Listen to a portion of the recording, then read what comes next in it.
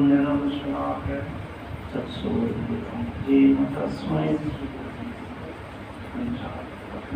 कृपासिन्धुभ्येव च पतितानां पावनेभ्यो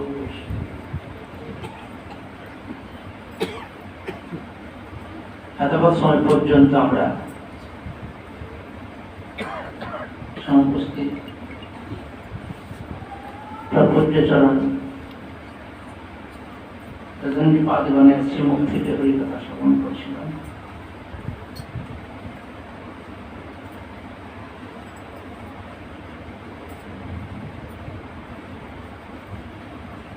আজকে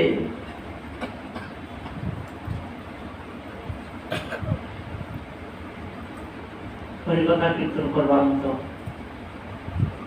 আমার এখানে মানসিকতার অভাব। আমার যারা হয়তো কি করোনাতে বিগত 40 বছর ধরে আমি আমার গুরুপাদ পদ্মের আশ্রয়তে পাঁচশল্যেশী গৌরী মঠেতে সেবার সুযোগ লাভ করেছি এবং সমর্থ অনুসারে জগতে হরিকথা প্রচার করবার উৎসাহ অনুপ্রেরণা সাহস লাভ করেছিলাম। আমার মাতা ঠাকুরানী 2-3 দিন আগে তিনি পরলোকগমন করেছেন। তাকে আশীর্বাদেতে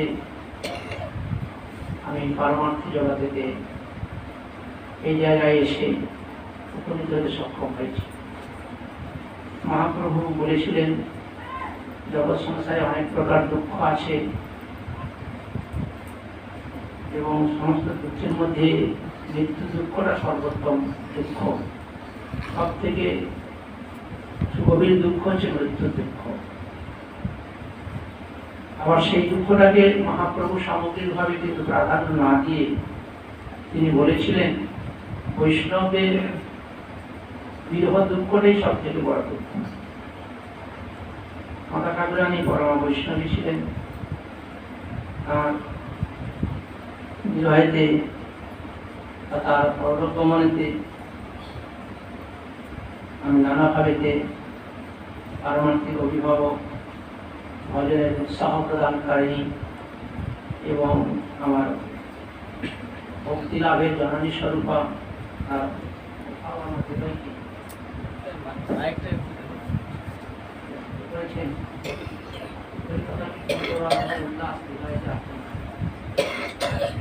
আর অভিপ্রায় হচ্ছে আপনারা সবাই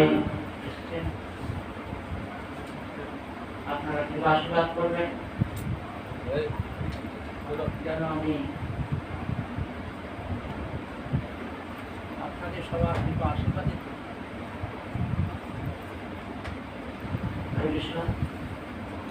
হরি বল। আপনাদের কৃপা আশীর্বাদেতে যেন আমি বাকি জীবনটুকু সুন্দর করে হরিগুরু বৈষ্ণবের সেবাতে নিজেকে নিয়োজিত রাখতে পারি। আজকে একটি কথা বড় মনে পড়ে। শ্রীকৃষ্ণ বিরাট গোস্বামীপাদ বলেছেন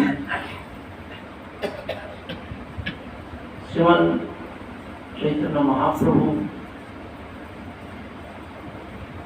যেদিন সন্ন্যাস গ্রহণ করতে যাবেন পূর্ব দিবস রাত্রিতে নিত্য প্রিয়া বিষ্ণুপ্রিয়া দেবী জগৎমাতা বিষ্ণুপ্রিয়া দেবী সেবা পরিচর্যা গ্রহণ করলেন। বিষ্ণুপ্রিয়া দেবীকে খুব প্রীতি করলেন এবং বিষ্ণুপ্রিয়া দেবীর সমস্ত দুঃখকে নিরসন করিয়ে বাস্তবিকভাবে জীবনের পরিপূর্ণতা প্রাপ্ত করিয়ে পরমানন্দিত করবার যে একমাত্র উপায়, সেটি বিষ্ণুপ্রিয়া দেবীর মাধ্যমে শ্রীমন চৈতন্য মহাপ্রভু সমস্ত জগৎকে বলেন।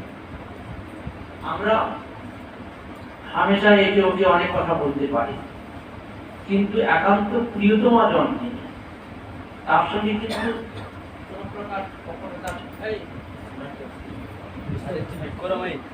কি হয়েছে ওইটা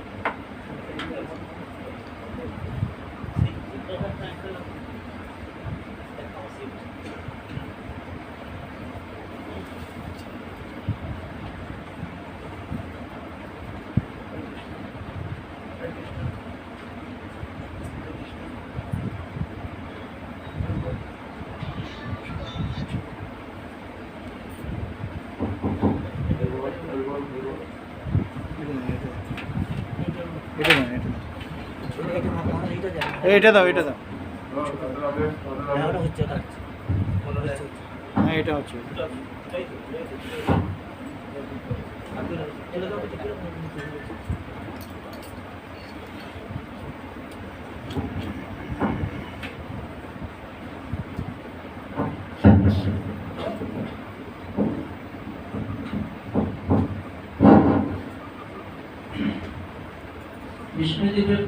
বিষ্ণুপ্রিয়া দেবীর মাধ্যমে যে জগৎকে শ্রীমন মহাপ্রভু জানানোর জন্য একটি কথা বলেছিলেন। আমরা সবাই বৈষ্ণব, গুরু বৈষ্ণবের আশ্রয় গ্রহণ করেছি। ঠিক করো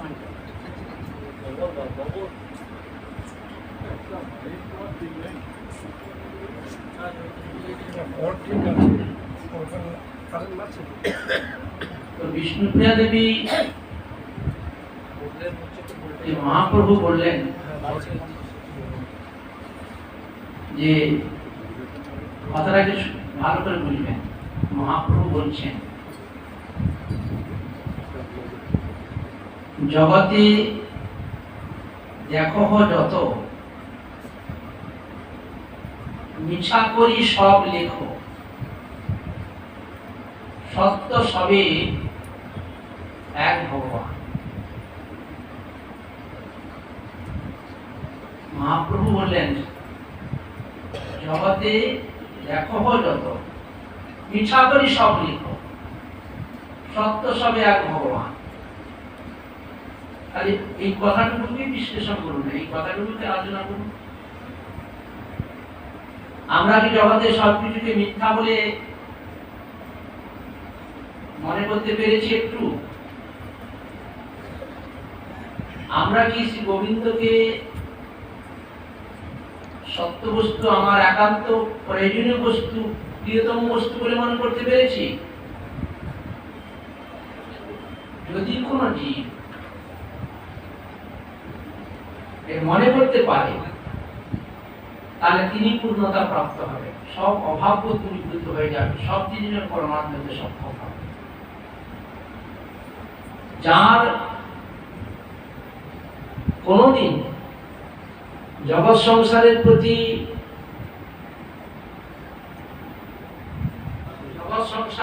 যদি সত্য ভাবনা, প্রিয় ভাবনা, সর্বস্ব ভাবনা যদি দূরীভূত না হয়, তাহলে গোবিন্দকে তিনি সর্বস্ব করতে পারবেন না। কখন সর্বস্ব করবেন? যদি জাগতিক বিষয়টি তার কাছে গৌণ হয়ে যায়, ভগবান তখন মুক্ত হবে। যদি ভগবানকে মুক্ত করতে না পারেন, তাহলে বিষয়টা তার কাছে মুক্ত হয়ে যাবে, ভগবান গৌণ হয়ে যাবেন। কিন্তু আমি কখন সংসারটাকে গৌণ বলে মনে করে ভগবানকে মুখ্য মনে করতে বা করব? যদি বিষয় সম্বন্ধে আমার সম্যক ধারণা হয়, যদি আমি বুঝি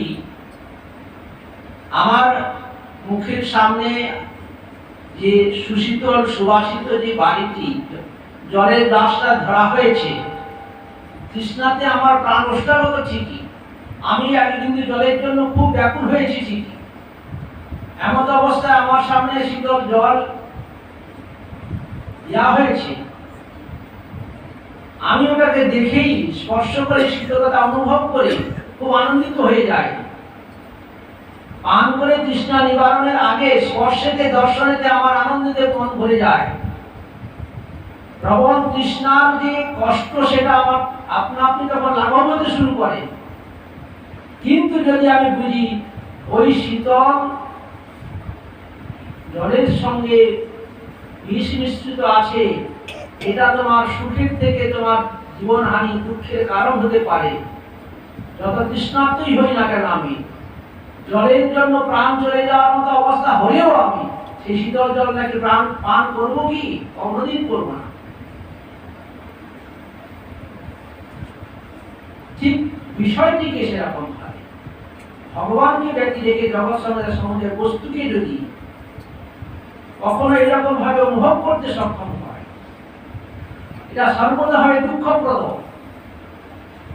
এর থেকে কখনো আমি সুখ লাভ করতে সক্ষম হব না।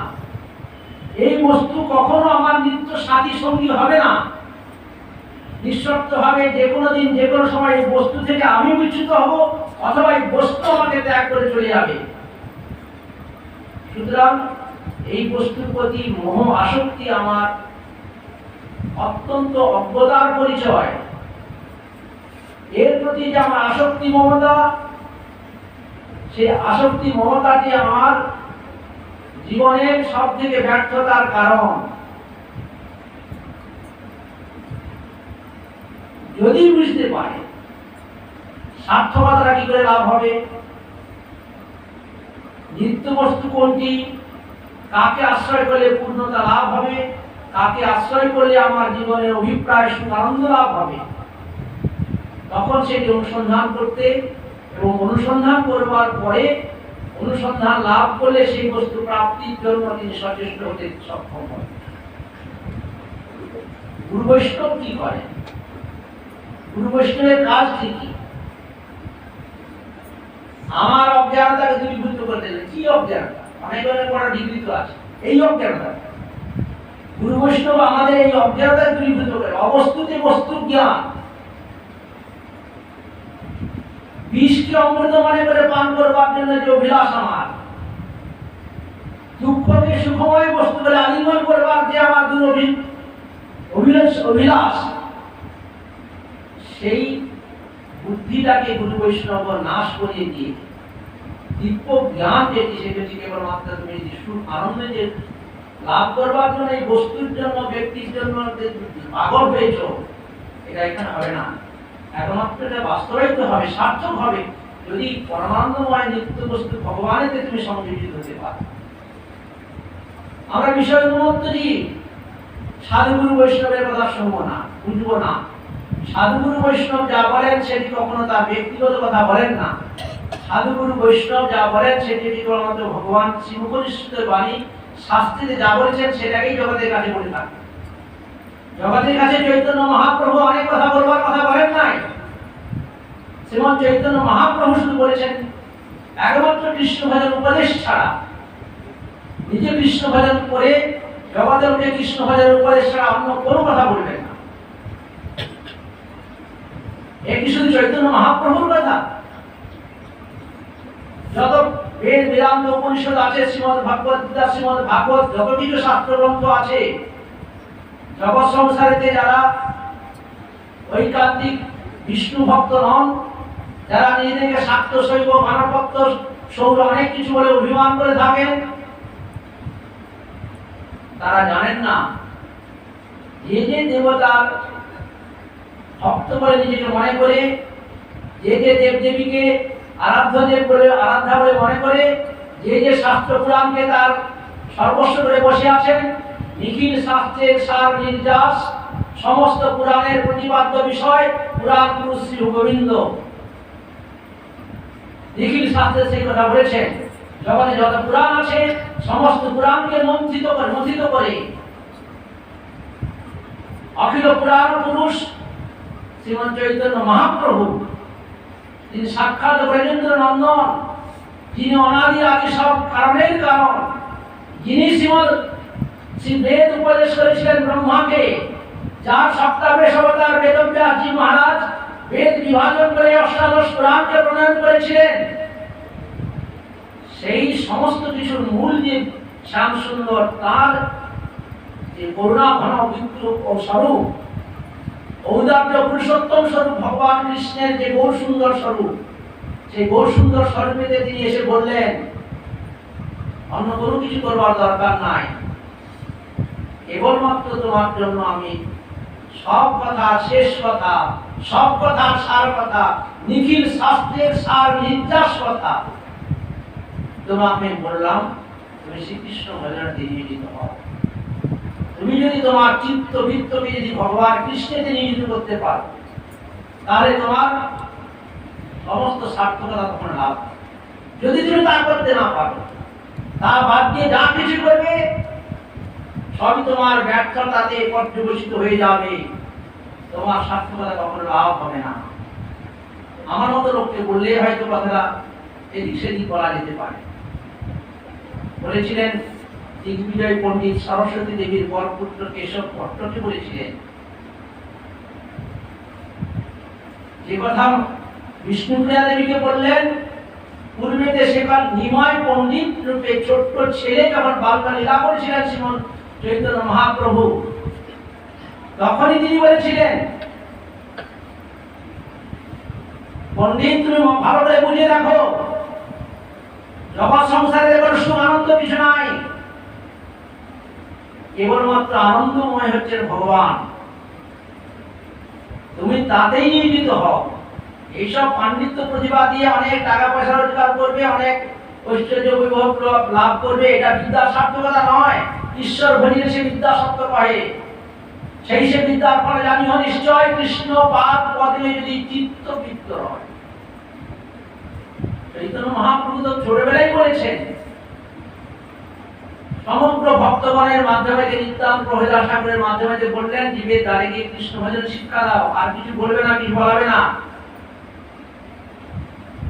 অনেক কথা বলবার, অনেক কথা শুনবার সময় এই দুর্লভ মনুষ্য জন্মেতে নাই। জীব জানে না অনন্তকাল কৃষ্ণ বহির্মুখ হয়ে বিষয় বাসনার মধ্যে থাকতে থাকতে রোমে রোমে বিষয় বাসনাটা তার এরকম ভাবে প্রকাশিত হয়েছে, বিষয় বাসনা বিহীন হওয়া তার পক্ষে সম্ভব নয়। কিন্তু যেরকম ভাবে আহার বস্তু গ্রহণ করলে খিদার কষ্টটা দূরীভূত হয়ে যায়, খাদ্য বস্তু গ্রহণেতে একটা সুখ আস্বাদন হয়, বস্তুর আস্বাদনে সুখ হয়, এবং গ্রহণীয় বস্তুর মাধ্যমে যে শরীরটা পুষ্ট হয়, হৃষ্টপুষ্ট হয়। এটা কি পৃথক পৃথক ভাবে হয় না একসঙ্গে হয়? খুব ক্ষুধার্ত হয়েছেন, হাত পা কাঁপছে, চোখে দেখতে পাচ্ছেন না, কান ভোঁ ভোঁ করছে, একটু ভালো সুখাদ্য কিছু খেয়ে ফেলুন, সঙ্গে সঙ্গে খাওয়ার সুখটা হবে। হাতে পায়ে খাওয়া জনিত যে ক্ষুধা জনিত যে ক্লেশ ছিল, দুঃখ ছিল, দূরীভূত হয়ে যাবে, শরীরটা আবার কর্মসক্ষম হয়ে যাবে, পুষ্ট হয়ে যাবে। একই সঙ্গে চৈতন্য মহাপ্রভু বললেন, এই নাম গ্রহণ করলে, নামামৃততে জীবের ক্লেশ দূরীভূত হয়ে যাবে। কি ক্লেশ? সংসার দাবাগ্নি ক্লেশ। চৈতন্য মহাপ্রভু শিক্ষাস্ত্রে প্রথমেই বলেছেন, ভব মহাদাবাগ্নি নির্বাক। জগৎ সংসারের অনেক উপমা ছিল। আমরা বুদ্ধিমান জীব, আমরা সবাই পূর্বৈশ্বরের চরণ আশ্রয় করেছি, আমাদেরকে একটু অনুভব করতে হবে। আমরা শুনি, বুঝি, আমরা শুনি, বলি, কিন্তু হৃদয় যে কখনো চোখ বন্ধ করে অনুভব করে নাই, কিছু অভাব। চৈতন্য মহাপ্রভু বলেছেন, এই সংসারটাতে দাবাগ্নির মতো এখানে দুঃখে যে সমস্ত জীব দগ্ধীভূত হচ্ছে, কিন্তু আমি সেটা বুঝতে চাইছি না। আমি মনে করি এই সংসারটা আমার কাছে খুব সুখকর। বুঝতে তো আজকে বুঝছেন না, বুঝতে তো একদিন হবেই। এই জন্মে না হলে কোনো না কোনো জন্মে বুঝতে হবে, এবং সেদিন হরিভজন তোমাকে করতেই হবে। যদি তুমি ভালো চাও এখনই, তাহলে এখনই ভজন করো, না হলে কিন্তু আবার 84 লক্ষ জন্ম ভ্রমণ করবে, আবার অনন্তকাল তুমি কষ্ট দুঃখ পেতে পেতে। উপায় কিন্তু দ্বিতীয় কিছু নাই, একটি মাত্র উপায়। এই ভব মহাদাবাগ্নি থেকে তোমার নিবৃত্তি লাভ করবার একমাত্র উপায় হচ্ছে ভগবান। এখন না বুঝলে একদিন কিন্তু বুঝতেই হবে। সংসারকে দাবাগ্নির সঙ্গে তুলনা করেছেন, আর আমরা সেই দাবাগ্নিময় মহাপ্রভুর শ্রীমুখ নিশ্চিত এই বাক্যটাকে আমরা বিশ্বাস করি না, মনে করি সংসারটা আমার সুখের। মহাপ্রভু কি বলবেন? আমার সংসারের সুখের কথা আমি জানি না, শুধু না তাহলে লোকে সংসার করে নাকি? কত যুক্তি আমরা দেখাই। সংসারটা তো সুখের কোনোদিন নয়, এটা আমরা বুঝি না।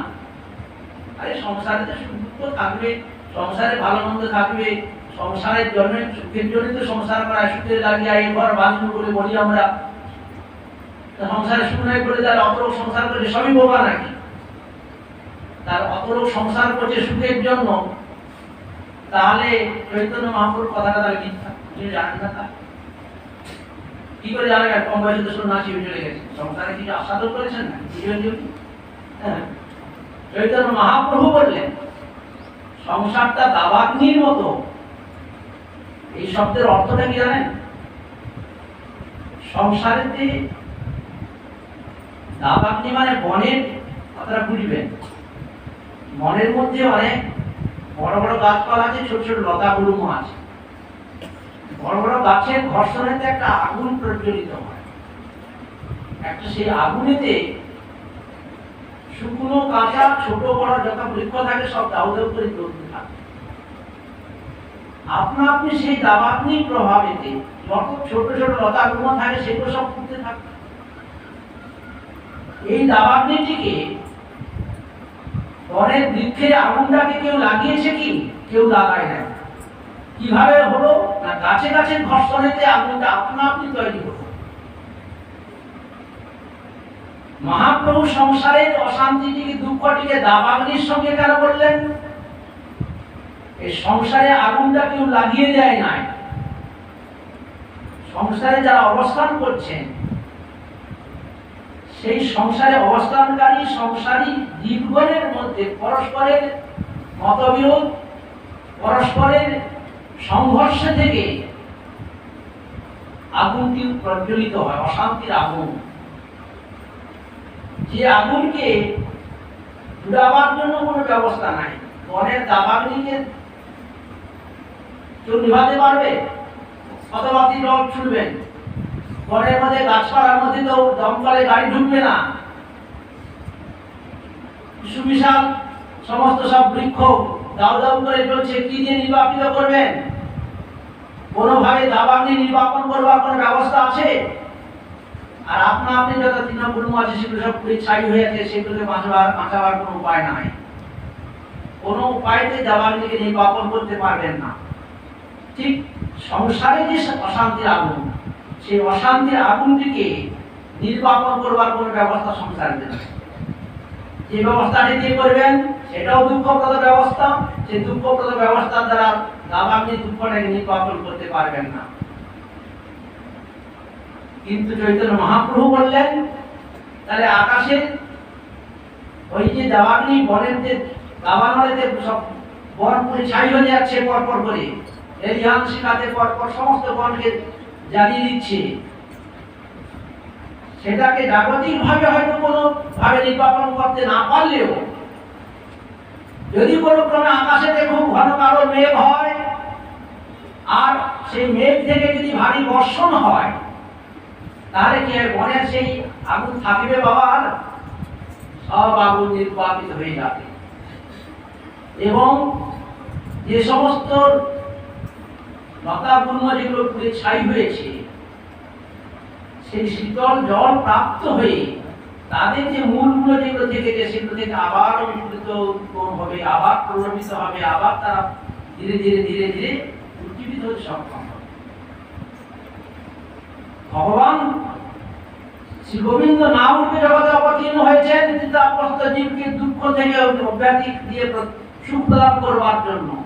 সংসার অশান্তিতে যারা দগ্ধীভূত হচ্ছে এটা অনুভব করতে পেরেছেন, সেই দুঃখানল থেকে কি করে অব্যাধি পাবেন সেটা তিনি জগৎ সংসারে কোন উপায় থেকে পাচ্ছেন না খুঁজে। যদি সাধু শাস্ত্র গুরু বাক্যেতে যদি প্রতিষ্ঠিত হতে পারেন, তারা বলবেন তোমার কিছু চিন্তা নাই, মহাপ্রভু বলেছেন তোমার এই সংসার দাবানলকে নির্বাচিত করবার জন্য মহাপ্রভু স্বয়ং নামাবতার রূপেতে জগতে অবতীর্ণ হয়েছে। বড় সৌভাগ্যের বিষয়, এই কলিযুগেতে ভগবান আমাদের মতো সব থেকে দুঃখগ্রস্ত জীব, অন্যান্য যুগের থেকে আমরা সব থেকে কলিযুগে দুঃখগ্রস্ত জীব, আমাদেরকে কৃপা করবার জন্য ভগবান অনেক অনেক রূপে অবতীর্ণ হয়েছে এবং প্রত্যেকটি অবতারের বিশেষতা। শ্রী জগন্নাথ রূপে অচল ব্রহ্ম রূপে অবস্থান করছেন, যে কোনো সময় গেলে দর্শন করে অধরামৃতরা প্রাপ্ত হয়ে জীব অনায়াসে সমস্ত সংসার দুঃখ থেকে নিবৃত্তি লাভ করবেন। ওই শ্রী জগন্নাথ আবার সচল ব্রহ্ম শ্রী গৌর সুন্দর ঔদার্য পুরুষোত্তম রূপে জগতে অবতীর্ণ হয়ে জীবের কাছে গিয়ে, যিনি আসতে পারছেন না তার কাছে গিয়ে তিনি তাকে কৃপা করে উদ্ধার করছেন। কিন্তু এমন তো অনেক লোক আছে, এমন তো অনেক জীব আছে যারা শ্রীমৎ চৈতন্য মহাপ্রভুর দর্শন করতে, শ্রীমৎ চৈতন্য মহাপ্রভুর কৃপা লাভ করতে সক্ষম হচ্ছেন না। শ্রীমৎ চৈতন্য মহাপ্রভু তাদের জন্য কৃপা করে তিনি সুহৃদ অবতার নাম রূপে অবতীর্ণ হলেন, নামাবতার রূপে অবতীর্ণ হলেন। এই জন্য বলছেন এক জায়গাতে কলিযুগে নাম রূপে কৃষ্ণ অবতার, কৃষ্ণের গৌরহরি হয়ে আসছেন, আবার কৃষ্ণই নাম রূপে অবতীর্ণ হয়েছে। কলিযুগে নাম রূপে কৃষ্ণ অবতার, নাম হইতে হবে সর্বজগৎ নিস্তার। তুমি যেখানেই থাকো, যে অবস্থাতে থাকো, কৃষ্ণ নাম কীর্তনেতে তোমার জীবন সার্থক হয়ে যাবে। নাম অবতার রূপে অবতীর্ণ হয়েছেন, তারপর তো তুলসী রূপেতে, গঙ্গা রূপেতে, ভক্ত রূপেতে, কত রূপেতে অবতীর্ণ হয়ে জগৎকে কৃপা করবার জন্য তিনি ব্যাকুল হয়েছেন। কিন্তু দুর্ভাগ্যের বিষয়, না আমি শাস্ত্রকে আলোচনা করব, না আমি শ্রীমৎ চৈতন্য মহাপ্রভু আশ্রয় করব, না মহাপ্রভু মুখের বাণীকে আমি হৃদয়তে ধারণ করব, না গুরু বৈষ্ণবের আশ্রয় গ্রহণ করব, তাহলে কল্যাণ কি করে হবে? শ্রীমৎ চৈতন্য মহাপ্রভু বলছেন এই সংসার কৃষ্ণ জীব যদি নবজলধর, ওই নবীন জলপূর্ণ মেঘ যেরকম পানি বর্ষণের দ্বারা বনের দাবানলকে নির্বাপিত করতে পারে, নবজলধর কান্তি ভগবান শ্যাম সুন্দরকে আশ্রয় করলে সেই শ্যাম সুন্দর নবজলধর কান্তির করুণা বর্ষণেতে সংসার কৃষ্ণ জীবের সমস্ত ক্লেশ অনায়াসে দূরীভূত হয়ে যায়। এটিকে ব্যতি রেখে আর কোনোভাবে সংসার কৃষ্ণ জীব তার দুঃখ নিরসন করতে সক্ষম হবেন না। কিন্তু আমি কখন সেটি অনুভব করব, কখন সেটি আশ্রয় করব? বস্তু সম্বন্ধে যখন সাম্য জ্ঞান হবে, বিষয়টি সংসারটি দুঃখপ্রদ, এটি আমি হৃদয়ে যদি অনুভব করতে পারি গুরু বৈষ্ণবের কৃপাতে, তাহলেই আমি সংসার থেকে সরে এসে শ্রী গোবিন্দকে সর্বস্ব করতে পারবো। হরি ভজন করছি, কিন্তু বিষয়ে আসক্তিটা আমার কম হচ্ছে না, শ্রী গোবিন্দতে আমার সর্বস্ব বুদ্ধি হচ্ছে না। তাহলে বুঝতে হবে আমার কিছু অপরাধ ঠিক সেখানে আছে। এটা এখানে প্রায় সবাই আমরা সব সময় জাতীয়, সবাই বিজাতীয় কাউকে দেখছি না, সবাই তিলক করেছি, মালা ধারণ করেছি, সবাই বৈষ্ণবের কম বেশি আশ্রয় দিতে আমরা পেয়েছি। বুঝে দেখুন, আমরা যে যতদিন আমরা গুরু বৈষ্ণবকে আশ্রয় করেছি এবং গুরুদেব কৃপা করে যে চিন্তামণি আমাকে প্রদান করেছেন, নাম চিন্তামণি প্রদান করেছেন, সেই চিন্তামণিকে আশ্রয় গ্রহণ করে আমি আমার কতটুকু লাভ করতে সক্ষম হয়েছি, দুঃখ নিবৃত্তি করে সুখ লাভ করতে কতটুকু সক্ষম হয়েছে। দুঃখটা তখনই লাঘব হবে যদি ভগবানেতে নামেতে যদি প্রতি অনুরাগ হয়। আমার কত নামে অনুরাগ হয়েছে, কতটুকু বৃদ্ধি হয়েছে? অনেকে বলে দেখো, আমি তো প্রতিদিন চেষ্টা 1 লাখ তো হইলাম করি, চেষ্টা করি আরো একটু বেশি করতে, একাদশী দিন 2 লাখ করি। অনেকে আবার মুচকি হেসে বলে আমার তো 3 লাখ হয়ে যায়। খুবই আনন্দের কথা। কিন্তু জানেন, আজকে যদি আপনি কোন ক্রমেতে কোনোভাবে ধরুন 1 কেজি সোনা পেয়ে গেছে,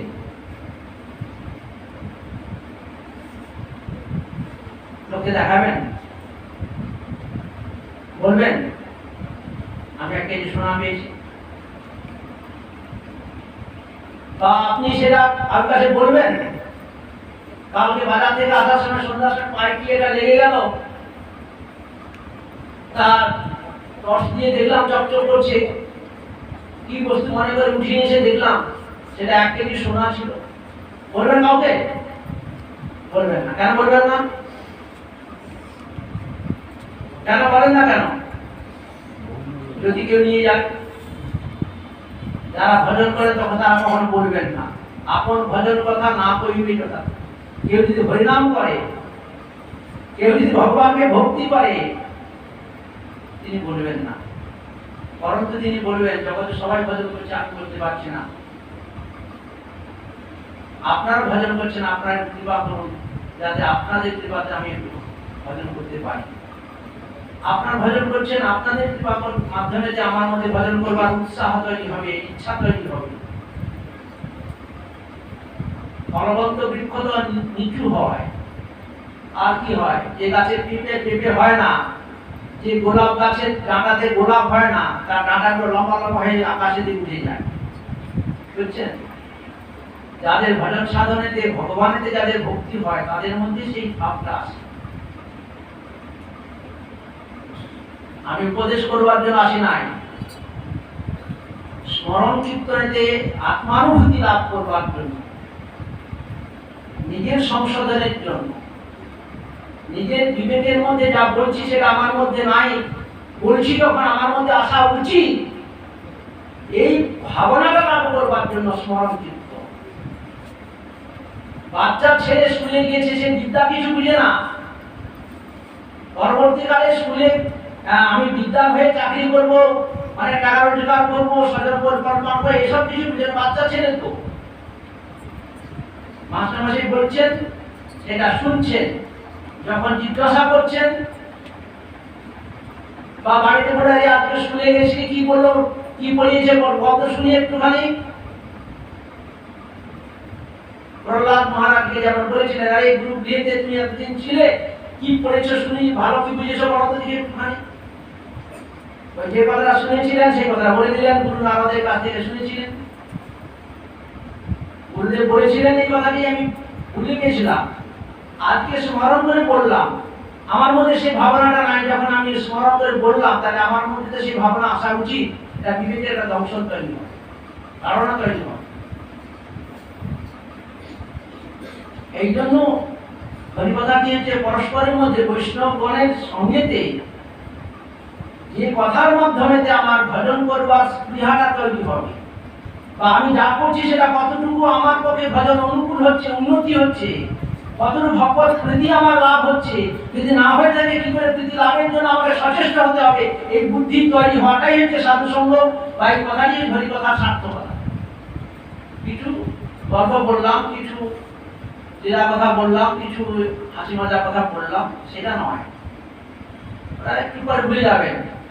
কিন্তু মনের মধ্যে যদি ভাবনাতে সত্যি, তো আমি তো 20 বছর হয়ে গেল গুরুপাদ কর্ম আশ্রয় করে হরিনাম করছি, একাদশী করছি, আমার তো বিষয়ের প্রতি যে আসক্তি, সেই প্রকার আসক্তিতে আমার গোবিন্দের চরণে হয়েছে কি? আমি তো এখন পা পিছলে গেলে মা গো বলি, ওই জয় রাধে এই কথাটা বলি নাই। এখন তো আমি প্রিয়জনের জন্য অনেক দুঃখেতে চোখের জল ফেলি, কখন হরিনাম করতে করতে চৈতন্য মহাপ্রভু বলেছেন যে প্রেমমত্ততার প্রকাশ মহাপ্রভু হরিনাম করে জগৎকে দেখিয়েছেন। বা যে কথা তিনি শিক্ষাশ্রমে বলেছেন, নয়নম করদস্যু ধারা বদনম গদগদা রুদ্ধে আগিরা, আমার কি সেটা আছে, হয়েছে কি? তাহলে কেন হচ্ছে না? একই তো নাম, যা চৈতন্য মহাপ্রভু নিজে আচরণ করে জগৎকে শিক্ষা দিয়েছেন, কৃপা করে সেই নাম চিন্তামণি তিনি আমাদেরকে প্রদান করে গেছেন। সেই নাম চিন্তামণি গুরুপাদ পদ্ম আমাকে দিয়েছেন, যে নাম গ্রহণ করে কুসুমানন্দিনী বলেছিলেন, কে বা শুনাইল শ্যাম নাম, আমার কানের ভিতর দিয়া মরমে বসিল গিয়া, আকুল করিল মোর হিয়া। গুরুদেব তো আমার কর্ণেতে সেই নাম রূপী অমৃত প্রদান করেছেন, আমার হৃদয়তে কেন সেই বিষয় বাসনাতে এখন মলিনতা রয়ে গেছে? আমার কেন সেই বিশুদ্ধ আনন্দ, পরমানন্দ কেন অনুভব হচ্ছে না? নাম স্বরূপের আনন্দ কেন অনুভব হচ্ছে না? এটা কি আমি কখনো অনুভব করতে, চিন্তা করতে চেয়েছি? কি করে হবে আমার? কেন হচ্ছে না? কি করলে হবে? সেটা বুঝতে হবে।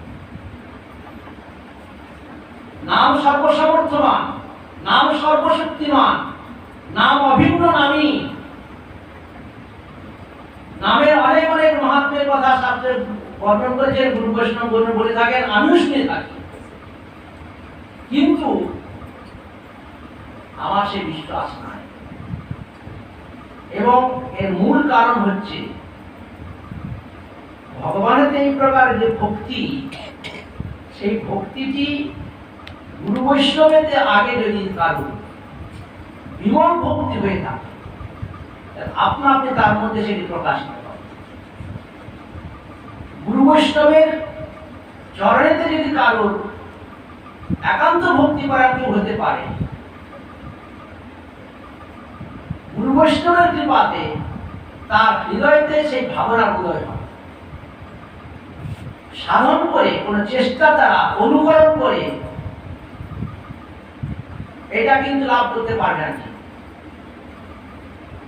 একমাত্র গুরুদেবের কৃপাতে বা ভগবানের একান্ত প্রেমিক ভক্তগণের কৃপাতেই এটি হৃদয়ের মধ্যে জীব লাভ করতে সক্ষম হয়। সুতরাং আমাকে যদি লাভ করতে হয়, তাহলে ভগবানের প্রিয়তম স্বরূপ আমার গুরুপাদ পদ্মা, যিনি নামেতে নিয়োজিত হয়ে সবসময় রোমাঞ্চিত, পুলকিত হন, যিনি নাম করতে করতে খুব ব্যাকুল হয়ে প্রিয়তমের জন্য যিনি অশ্রু নিপতিত করেন, অশ্রুসিক্ত হন, ওই প্রকার ভাবনা, ওই প্রকার অনুভূতি যদি আমাকে লাভ করতে হয়, তাহলে গুরুদেবের হৃদয় থেকে সেই ভাবটা আমার হৃদয়তে সংক্রামিত হওয়া দরকার। কি করে সংক্রামিত হবে? ব্যবধান যদি একটা থাকে, সেটা হবে না। আমি যদি দেখি আমার গুরুপাদ পদে বসে হরিনাম করতেন, খুব কাঁদতেন, রোমাঞ্চিত হতেন, পুলকিত হতেন। সময় কখন পার হয়ে যাচ্ছে, জাগতিক শারীরিক ক্রিয়ার যেন কোনো ভূক্ষেপ নাই। আমি তো সেটা দেখলাম, কই আমার তো হচ্ছে না। পরন্তু আমি যদি হরিনামের মালা হাতে নিই, জগৎ সংসারে যত চিন্তা তখন আমার মাথায় এসে পড়ে, আমার মন তখন সবচেয়ে বেশি বিক্ষিপ্ত হয়। কেন হচ্ছে না? ওই রকম কেন স্থিরতা প্রাপ্ত হচ্ছে না? আমার নিদ্রা আলস্য কেন তখন এসে উপস্থিত হয়? আন প্রসঙ্গেতে আমার প্রতি কিন্তু ভগবানের নামে কেন আমার রুচি নাই? জিজ্ঞাসা করুন, আমি নিজেকে জিজ্ঞাসা করতে চাই, কেন হয় না? কি কারণে হয় না? হবে কি কারণে? সে কিভাবে হবে সেটা করুন। চৈতন্য মহাপ্রভুকে প্রকাশানন্দ সরস্বতী পাদ বলেছিলেন, কোথায়? কাশী ধামেতে। কি ব্যাপার? নবীন সন্ন্যাসী, আরে তুমি সন্ন্যাসী, আমি সন্ন্যাসী, সমগোত্রীয়, দেখছো না? আমার 10,000 যে সন্ন্যাসী শিষ্য রয়েছে, সবাই আমরা কিরকম গম্ভীর, সবাই আমরা বেদান্ত আলোচনা করি, প্রস্তাবৃত হয়ে আমরা কিরকম ভাবে মর্যাদা, সম্ভ্রম, সংকোচকে আমরা রক্ষা করে থাকি। আর তুমি কোথায় সব সময় হরিবোল হরিবোল হরে কৃষ্ণ হরে কৃষ্ণ করে হাত তুলে নাচছো কাঁদছো গড়াগড়ি যাচ্ছ, আচারকে ভূমিতে পড়ছো, এসব কি? এসব সন্ন্যাসী করে? এটা যাত্রা ধরে সমস্ত লোকরঞ্জন করবার জন্য সব অভিনেতারা করে থাকে, নাটক করে তারা করে থাকে। উন্মাদের মতো পাগলের মতো এরকম আচরণ কেন করছো সন্ন্যাসী হয়ে? মহাপ্রভুকে জিজ্ঞাসা করলেন, সন্ন্যাসী বেদান্ত না পড়ে এসব কেন করছো? চৈতন্য মহাপ্রভু বললেন, নিমাই পণ্ডিত বললেন, সরস্বতী পতি বললেন, দিগ্বিজয় পণ্ডিতের পণ্ডিত বললেন, গুরুদেব আমাকে মূর্খ দেখে বললো বেদান্ত পড়তে তুমি পারবে না, বেদান্ত পড়লে তোমার যে দাঁত পড়া আছে না সব বেদান্তি হয়ে যাবে, তোমার বেদান্ত পড়ার অধিকার নাই। তোমাকে আমি যে নাম মন্ত্র দিচ্ছি সেই নাম মন্ত্রে জপ করো, আর কিছু করতে হবে না। প্রকারানন্দ সরস্বতী পাদের মাধ্যমে জগৎকে বললেন অন্য কিছু করবার দরকার নাই, কৃষ্ণ নাম মন্ত্র দিয়ে তোমার সংসার বন্ধন মোচন কৃষ্ণচরণ প্রাপ্তি হয়ে যাবে। কৃষ্ণ নাম হইতে পায় শ্রী কৃষ্ণচরণ, কৃষ্ণ মন্ত্র হইতে হয় সংসার বন্ধন মোচন। কি দরকার আছে এমন কিছু প্রয়োজন আমার? কি প্রয়োজন আছে আমার? সেখানে চৈতন্য মহাপ্রভু বললেন, গুরুদেব বললেন বেদান্ত পড়বার তোমার অধিকার নাই, তুমি মূর্খ। তোমাকে যে নাম মন্ত্র দিলাম এটা যত্ন করে জপ করো। আমি তো মূর্খ, কিছু বুঝি নাই, গুরুদেব যা বলেছিলেন সেই নাম মন্ত্র আমি জপ করি। কি বলবো আপনাকে, আপনি বিশ্বাস করুন না করুন, আমি নাচি না, আমি কাঁদি না, আমি হাসি না। ওই নাম মন্ত্র জপ করতে করতে নাম মন্ত্র আমাকে নাচায় কাঁদায় হাসায়। কিবা মন্ত্র দিলা গোসাই, কিবা তার ফল, জপিতে জপিতে মরে করিলা পাগল। তখনই আমি পাগলের মতো উন্মত্তের মতো এর আচরণ করে থাকি। এই নাম মন্ত্র জপ করতে করতে চৈতন্য মহাপ্রভু যে কথা বললেন সে কথাটি তিনি শিক্ষাষ্টকে বললেন। আমি তো সেই নাম মন্ত্র আমার পাদ পদ্ম থেকে প্রাপ্ত হয়েছি, তিনি তো সেই নাম মন্ত্র গ্রহণ করে তিনি পুলকিত রোমাঞ্চিত কত কিছু ভাবগ্রস্ত হয়েছেন। আমি তো তার চরণেতে এসেছি, তার কাছে নাম মন্ত্র গ্রহণ করেছি, আমার মধ্যে কেন সেটা আসছে না? আমি কেন সেই ভাব প্রাপ্ত হচ্ছে? কারণটা কি? কেন আমরা প্রাপ্ত হচ্ছি না? কেন আমাদের বিষয়তে যে প্রীতি এবে আসলে আমার সেই মতো প্রীতি হোক চরণে তোমার। ভক্তি বিনোদ ঠাকুর বলেছেন, আমরা গোবিন্দের কাছে প্রার্থনা করি আমার সংসারটা যেন ঠিক থাকে, তোমার চরণে ভক্তি ছুটে যায়, ছুটে যাক। আমার স্বামী বা আমার স্ত্রী, আমার ছেলে মেয়ে, আমার বিষয় আছে, এটা যেন বজায় থাকে ঠাকুর। মুখে না বললে মনে মনে থাকুক। আমরা একটু বলতে পারবো প্রভু এই বিষয়টা তো সব দুঃখপ্রদ, আপনি এগুলো কেড়ে নেন। মহারাজ বলেছিলেন, ইন্দ্রদেব মহারাজ বলেছিলেন জগন্নাথের কাছে, আপনার কাছে আমি কিছুই চাই না, প্রসন্ন হয়ে আপনি যদি আমাকে কিছু যখন দিতে চাইছেন তাহলে একটা কথা বলি, আমার যে 18টি ছেলে আছে না, ছেলেগুলো সব বিদায় হয়ে যাক। বলে আরে কিরকম নিষ্ঠুর লোক, 18টি ছেলেকে মরে যাক এটা চাইছেন তিনি? কেন? বললো আমার ছেলেরা যদি বেঁচে থাকে পরে বলবে আমার বাবার মন্দির, আমার ছেলে ছেলেগুলো আমার দাদুর মন্দির। আপনি জগন্নাথ, আপনি জগতের সবার, এই শ্রীমন্দির সকল জীবে, শুধু মনুষ্যের জন্য নয়, নিখিল জীবের জন্য আপনার এই মন্দির। আমি আমার বলে কোন আমিত্ব আমি রাখতে চাই না, ওটা শেষ করে দিতে চাই। আমি কি কখন বলতে পারবো প্রভু আমার সর্বস্ব আপনি নিয়ে যান? কেবলমাত্র আপনার পাদ পদ্মেতে অহেতুকী ভক্তি দেন, এখন বিষয়ের প্রতি যে আমার গাঢ় অভিনিবেশ, আপনার পাদ পদ্মে আমাকে সেই প্রকার গাঢ় অভিনিবেশ আপনি প্রদান করুন। এটা কি কখন আমি বলতে পারবো? ভগবান যদি আমার সামনে এক্ষুনি যদি আমার পরিজনকে নিয়ে চলে যায়, আমার পুত্র বিয়োগ হয়, পতি বিয়োগ হয়, পত্নী বিয়োগ হয়, যদি পরিজন বিয়োগ হয়, বিষয় যদি চলে যায়, আমি নির্বিকার থাকতে পারবো? শ্রীবাস ঠাকুরের ছেলে মরে গেছিল, শ্রীবাস ঠাকুর বলছে কি হয়, একটা ছেলে বলছে কি হয়েছে, শতপুত্র মরলে আমার কোনো আপত্তি নাই, বেঁচে আসতে থাকবে। কুন্তী মাতা বলেছিলেন, মাতা কুন্তী বলেছিলেন ভগবানের কাছে, যত দুঃখ আমার জীবনে এসেছে তত দুঃখ বারবার করে আমার সঙ্গে এই আশীর্বাদটা দিয়ে যাও। পাগল হয়েছে না, দুঃখ ভোগ করতে করতে মাথা খারাপ হয়ে গেছে। বাল্যকালে পিতৃ স্নেহ থেকে বঞ্চিত, মাতার স্নেহ থেকে বঞ্চিত হয়ে আমাদের কাছে লালিত পালিত হয়েছেন। যৌবনেতে পতির প্রীতি স্নেহ ভালোবাসা লাভ করতে পারেন নাই, আর বৃদ্ধ অবস্থাতে পাঁচটি অদ্বিতীয় বীর যোদ্ধার পুত্রের কাছে থেকেও তিনি সবসময় বনবাসেতে, অজ্ঞাতবাসেতে নানা প্রকার লাঞ্ছনা গঞ্জনা, গৃহেতে পুড়ে মরবার যত প্রকার মহা দুঃখ বিপর্যয়ের সম্মুখীন হয়েছেন কুন্তী দেবী। পুরবধূ দ্রৌপদীর লজ্জা নিবারণ করবার মতো, রক্ষা করবার সামর্থ্য যার নাই, কত লাঞ্ছনা গঞ্জনা। সেই কুন্তী দেবী বলছেন, ওই দুঃখগুলো আমার জীবনে বারবার করে আসলে এই আশীর্বাদ আমি বলতে পারবো, আমি ভাবতে পারবো। যদি ভাবতে পারি তাহলে কি হবে? কুন্তী দেবীর কাছে বিষয়টা প্রধান ছিল না, পুত্র পরিজন প্রধান ছিল না, ছিল শ্রী গোবিন্দ সর্বস্ব।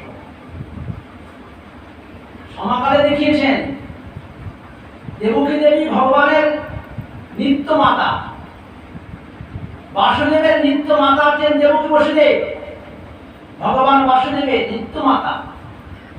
কিন্তু বসুদেব মহারাজ আছেন, আমার পতি আছেন, এই ভাবনাটির কারণেতে ভগবান বৃন্দাবনেতে 10 বছর কাল লীলা করেছেন। একদিনের জন্য তিনি 10 কিলোমিটার রাস্তা এসে বংশবধ করে পিতা মাতাকে বংশের কারাগার থেকে মুক্ত করে সুখ প্রদান করতে সক্ষম হন নাই। কিন্তু যখনই কুন্তী মাতা স্মরণ করেছেন, বনে জঙ্গলে অজ্ঞাতবাসের যেখানে যতটুকু গৃহেতে ভগবান সব ছেড়ে দিয়ে সেই মুহূর্তে চোখের পাতা বন্ধ হয়ে খুলতে সময় লাগে, ভগবানকে স্মরণ করে ভগবানের সান্নিধ্য লাভ করতে তত সময় লাগে না। শরণাগত বালক তো সেই জন্য তার নাম। যদি বিলম্বিতে শরণাগতের কোনো হানি হয়, শরণাগত নামটা তো আমার মিথ্যা হয়ে যাবে। আমার ভক্তের বাক্য যদি মিথ্যা হয়ে যায়, আমার আর কি থাকলো? আমার তো সর্বশ্রেষ্ঠ ভগবান ও ভক্ত। বুঝে দেখুন, কুন্তী মাতা সর্বস্ব করেছিলেন, গোবিন্দকে যখনই স্মরণ করেন তখনই পেয়েছেন। আমি যদি গোবিন্দকে সর্বস্ব করি তবে তো পাবো। দেবকী মাতা হয়ে তিনি দীর্ঘদিন প্রতীক্ষা করেছেন ভগবানকে প্রাপ্ত হতে, আর কুন্তী মাতা সর্বাবস্থাতে ভগবানকে প্রাপ্ত হয়েছে। সেই ভাবনাটি ভক্তের আমার হৃদয়ের মধ্যে থাকা দরকার। সেই ভাবনাতে ভাবিত হতে হবে আমাকে। সেই ভাবনাতে ভাবিত না হলে কখনো হবে না। আমি যখন আমার পুত্রকে বলি, কয়াদি দেবী বললেন প্রহ্লাদকে, যাও তোমার পিতা তোমাকে ডেকেছে, যা জিজ্ঞাসা করবে সত্যি কথা বলবে। জগৎ সংসারে তিনি গুরু, যিনি কৃষ্ণ ভক্তি শিক্ষা দেন, যিনি কৃষ্ণ ভক্তি ব্যতি রেখে অন্য কিছু শিক্ষা দেন, তিনি গুরু পদবাচ্য, কিন্তু তিনি প্রকৃত গুরু নন। শাব্দিকভাবে গুরু বলা হয়। জাগতিক কিছু শিক্ষা জ্ঞান কিছু প্রদান করেছেন, সেইটুকু মাত্র। সমস্ত মৃত্যু কেবলমাত্র ভগবান গোবিন্দের চরণকে আশ্রয় করলে সেটা সম্ভব। যে শিক্ষা দিয়ে থাকে তিনি প্রকৃত গুরু পদবাচ্য। সেই জন্য স্বর্ণমর্ক তোমার গুরু নয়। প্রহ্লাদ মহারাজকে বলছেন, প্রকৃত তোমার গুরু দেবর্ষি নারদ, যিনি তোমাকে কৃষ্ণ ভজন শিক্ষা দিয়ে ভগবান কৃষ্ণের পাদ পদ্মে অনুরাগ প্রদান করেছেন। আজকে তোমাকে তোমার পিতা জিজ্ঞাসা করবে, যে কথা জিজ্ঞাসা করবে তার সঠিক কথা দেবর্ষি নারদ যে কথা বলেছেন, শাস্ত্র যে কথা বলেছেন, সেই কথা উত্তর দিবে। কয়াদি তুমি জানতেন না হিরণ্যকশিপু ভগবান বিদ্বেষী?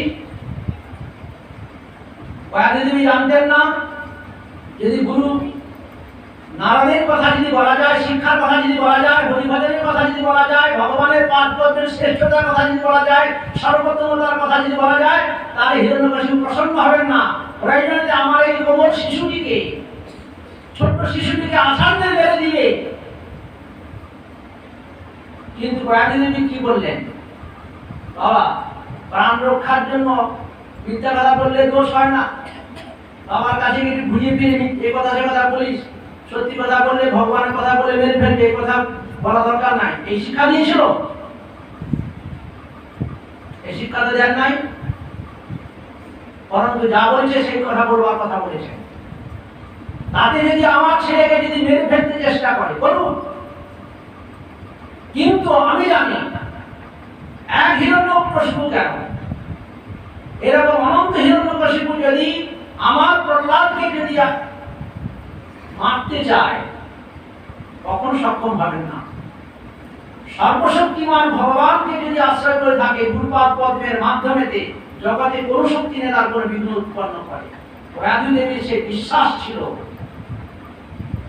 সেই জন্য তিনি নির্ভয়দের ছেলেকে শিক্ষা দিয়েছেন, ভগবানের কথা স্মরণ করবে, ভগবানের কথা বলবে, ভগবানের কথা গুরু যে শিক্ষা দিয়েছে ভগবানের বিষয় সেটি ব্যতীত কোনো কথা বলবে না। আমি সে কথা শিক্ষা দিই, কখন দিতে পারবো? ছোট ছেলেকে ভগবানের সেবাতে নিয়োজিত করবার জন্য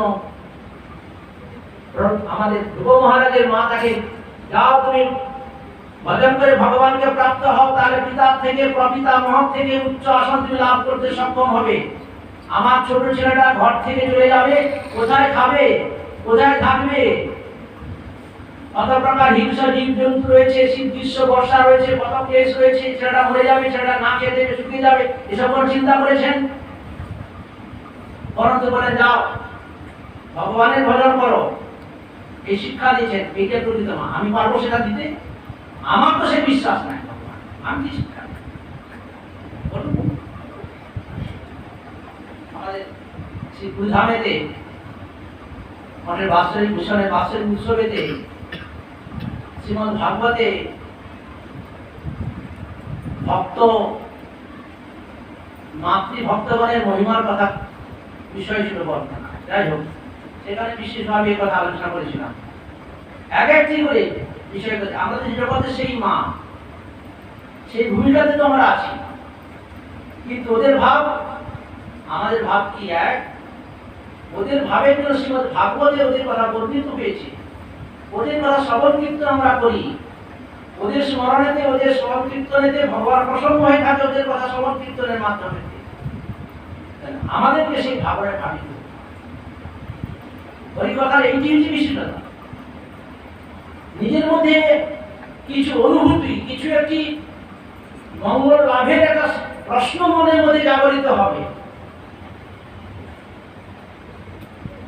সেটা যদি না হলো তাহলে সংসারে আসক্তি নম্বরটা তো সংসারে মাটিতে পোতা রয়েছে। যতই নৌকা আমরা সারা রাত্রি ধরে সারা জীবন ধরে যত বিষয় আসক্তি শূন্য না হয়ে যতই হরিভজন করি না কেন, কোনোদিন লাভ হবে না। সবসময় লাভ করি হিসাব করে চলতে হবে, দিনান্তে হিসাব করতে কতটুকু লাভ। শ্রীল প্রভুপাদ বলেছেন, বিষয়ী লোক আজকে বিষয় সংগ্রহ করে হিসাব করে দেখে যে কতটা লাভ করেছে, লাভের পরিমাণটা দেখে আনন্দিত হয়। কোনোদিন যদি বিষয় লাভটা না হয় তাহলে সেদিন তিনি খুব দুঃখী হয়ে যান। যারা পারমার্থী হবে তারা প্রতিদিন মনে করবেন যে আগামীকাল আমি বেঁচে থাকবো কোনো নিশ্চিততা নাই, আজকে আমি কতটুকু পারমার্থ অনুশীলন করলাম, কতটুকু ভগবানের প্রতিবিধান করলাম, এটা হিসাব বসে যদি সে মনে করে একটু আমি হরিভজন করতে পেরেছি, একটু গুরুপাদ পদ্মের নির্দেশিত পথে আমি পরিচালিত হয়ে ভগবানের সেবাতে প্রতিবিধানে নিয়োজিত হতে পেরেছি, তাহলে সেইটুকু আমি লাভ করেছি। যদি না করতে পারি তাহলে সেদিন প্রকৃত পারমার্থী হৃদয়ে তিনি দুঃখী হয়ে যাবেন, দুঃখী হয়ে যাবেন। ভক্তমান গ্রন্থে ভক্তের কথা বলেছেন, গুরুদেব বলেছেন ওরা স্মরণ প্রধান ভক্ত। গুরুদেব বলেছেন প্রতিদিন নিয়ম করে ভগবানের স্মরণ করবে। ভগবান রত্ন সিংহাসনেতে বসে আছেন, তুমি তার চরণ কমল থেকে ধ্যান করবে।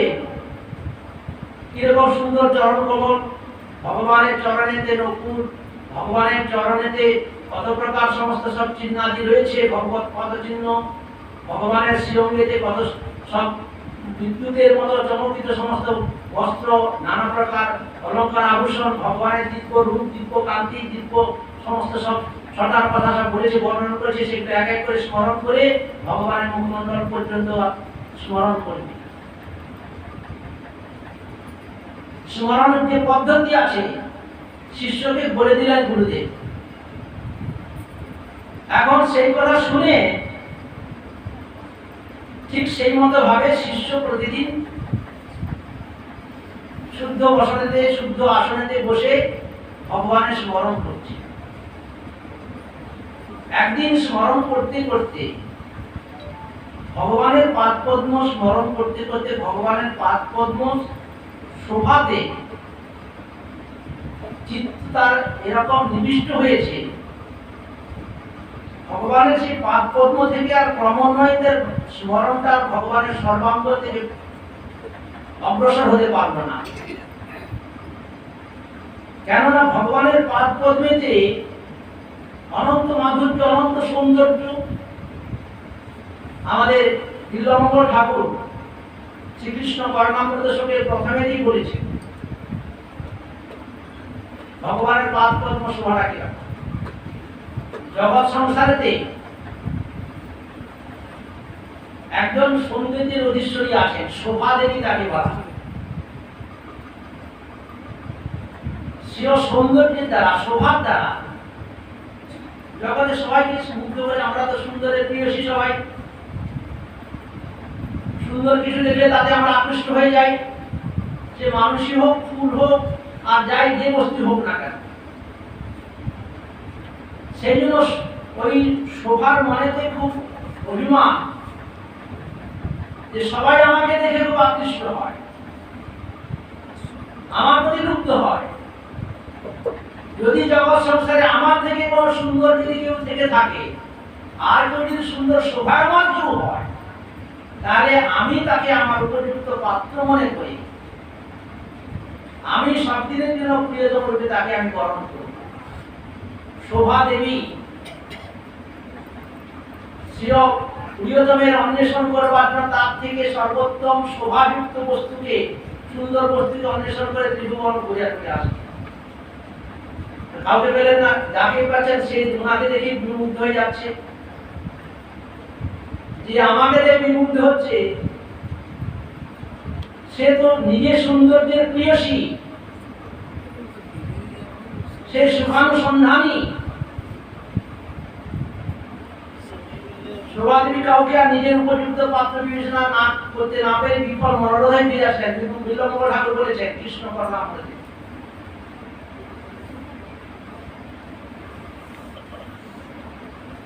বিফল মনোরথ হয়ে বসেছেন। শেষে মনে করলেন সর্বত্র তো গেলাম, কিন্তু বৃন্দাবনে তো যাই নাই, বৃন্দাবনে কি যাবো?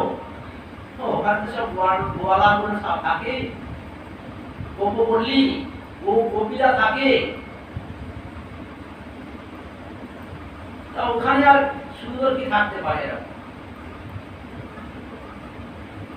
ঠিক আছে, সব জায়গায় ফিরে আসলাম, ওই জায়গায় এখন বাকি থেকে থাকে।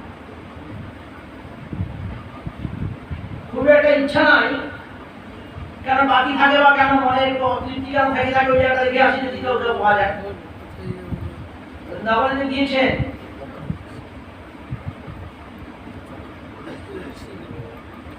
গিয়ে সেখানে ভগবানকে দূর থেকে ভগবানকে দর্শন করলেন। ভগবানটা ছিলেন নবজলধর কান্তি একজন, দাঁড়িয়ে আছেন। আমাদের চণ্ডীদাসের পদ বললে সখিরে কি হেরিলাম যমুনার কূলে, ব্রজকুল নন্দন হইল আমার মন, ত্রিভঙ্গ হইয়া তোর মূলে। গোকুল নগর মাঝে আরো কত নারী আছে, তাই কেন না পড়িল বাধা। নিরমল তরুখানি রেখেছি যতনে আমি, বাঁশি কেন বলে রাধা রাধা। সেটিরে চূড়ার ঠাম যেন শত কোটি কাম, তাই সবে ময়ূরের পাখা সুন্দর সৌরভকে আশেপাশে ধেয়ে ধেয়ে অলি উড়ি পড়ে লাখে লাখে। পায়ের উপরে পা কদম্বে হেলায় গা, গলে শোভে মালতীর মালা। দ্বিজচণ্ডী দাসে কয় না হইল পরিচয়, রসের সাগর বড় কালা। নন্দীর রাধারানী সতীদের কাছে শ্যামসুন্দরকে দর্শন করে এসে বলছে, কত কথা কত ভাবে ভগবানের রূপ মাধুরী কথা বর্ণনা করেছেন। ভগবানের রূপের কথা গুণের কথা শুনলে আমাদের মহাপ্রভু ভক্ত ছিলেন, তিনি গদাধর পণ্ডিত আর মুকুন্দ করে বললেন বৈষ্ণব দর্শন করতে যাবে পুণ্ডরীক বিদ্যানিধি বলে এক ভক্ত ছিল মহাপ্রভু পার্শ্বদ। মুকুন্দ বললো যাবে দেখতে একটুখানি, বৈষ্ণব দর্শন করতে যাবে।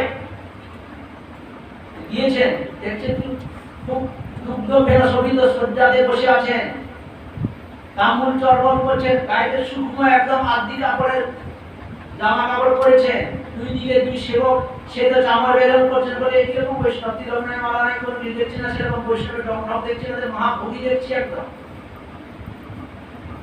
হৃদয়ের ভাব বুঝে বললেন, তুমি একটু কৃষ্ণের রূপ গুণ সম্বন্ধিত একটি শ্লোক উচ্চারণ করবো। শ্লোকটি এই উচ্চারণ করেছেন পুণ্ডরীক বিদ্যানিধি একদম সেই শয্যা থেকে ভূমিতে মূর্ছিত হয়ে পড়লেন, প্রেমেতে গড়াগড়ি যাচ্ছেন। কোথায় সেই ভৌমগ্রস্ত, কোথায় সেই শয্যা, কোথায় সেই মানে বৈভব, কোথায় সেই প্রেমেতে একদম অস্থির হয়ে গেলেন ভগবানের সেই নাম গুণের কথা শুনে। মুরারি বৈদ্য ছিলেন, বৈদ্য ছিলেন, তিনি মুসলমান বাদশার বৈদ্য ছিলেন, চিকিৎসা করতেন। বাদশার সেবক একটা ময়ূর পাখা নিয়ে এসে হাওয়া করছেন, যে ময়ূর পাখাটা দেখেছে সেই শিখিপৃচ্ছধারী ভগবান কৃষ্ণের কথা মনে হয়েছে। শিখিপৃচ্ছধারী ধারণ করে থাকেন কে? ব্রজেন্দ্র নন্দন শ্যামসুন্দর। এই ব্রজেন্দ্র নন্দন শ্যামসুন্দর মনে করেছেন কৃষ্ণের সেই অসমর্থ রূপের কথা যেই মনে পড়েছে, ইনি মূর্ছিত হয়ে পথে নিচে পড়েছে। যে মদনের গর্ব ছিল জগৎ সবাইকে আমি প্রসিদ্ধ করে ফেলেছি, এমনকি সর্বোত্তম সর্বারাধ্য যিনি জগৎ পূজ্য যিনি ব্রহ্মা শিব, তারাও পর্যন্ত আমার দ্বারা প্রভাবিত হয়ে তারা নানাভাবে বিচলিত বিক্ষিপ্ত হন। আমার অধীন সবাই, কামের অধীন সবাই, সব ত্রিভুবন কামাধীন, অভিমান হয়েছে। তার অভিমানকে নষ্ট করেছিলেন ভগবানকে দর্শন করে। সেই কামের যে মদনের যে অভিমান চূর্ণ হয়ে মূর্ছিত হয়েছিল, বিমোহিত হয়েছিল, নাম হয়েছিল মদন মোহন। সেই মদন মোহন বৃন্দাবনেতে নির্লিপ্ত ভাবে অসমর্থ রূপ প্রকাশ তার রয়েছে, তিনি সেখানে অবস্থান করছেন। শোভাদেবী গিয়ে দূর থেকে ভগবানের পাদ পদ্মের যে নখ রয়েছিল, নখ ছিল, সেই নখের অগ্রভাগ, নখ নয়, ভগবানের চরণের নখের অগ্রভাগের ছটাতে শোভাদেবী বিমোহিত হয়ে গেলেন। যে প্রিয়তম রূপে তার থেকে সুন্দর বস্তুকে বরণ করবার জন্য বরণ মালা নিয়ে ঘুরছিলেন, ভগবানের গলাতে দিতে পারবেন না, গলাতে দেওয়ার সামর্থ্য নাই, দেখতে পাচ্ছেন না, শুধু নখের শোভা দেখে তাতে মুগ্ধ হয়ে সেই বরণ মালাটি ভগবানের নখ পদ্মেতে তিনি প্রদান করলেন। যার নখের এরকম সৌন্দর্য, তার চরণের কত সৌন্দর্য। বিল্বন ঠাকুর বলেছেন কৃষ্ণ কর্ণামৃতে, যার নখ পদ্মের ছোটা এরকম শোভা তিনি, তাতে মুগ্ধ হয়ে সেই নখটাকে তিনি বরণ মালা দিয়ে বরণ করছেন। আজকে আমি স্মরণাক্ষ ভক্তির আশ্রয়কারী ভক্ত ভগবানের স্মরণ করতে করতে ভগবানের পাদ পদ্মকে স্মরণ করতে করতে ভগবানের পাদ পদ্মের শোভাতে তার চিত্ত নিবদ্ধ হয়ে গিয়েছে। সমুদ্রেতে যেরকম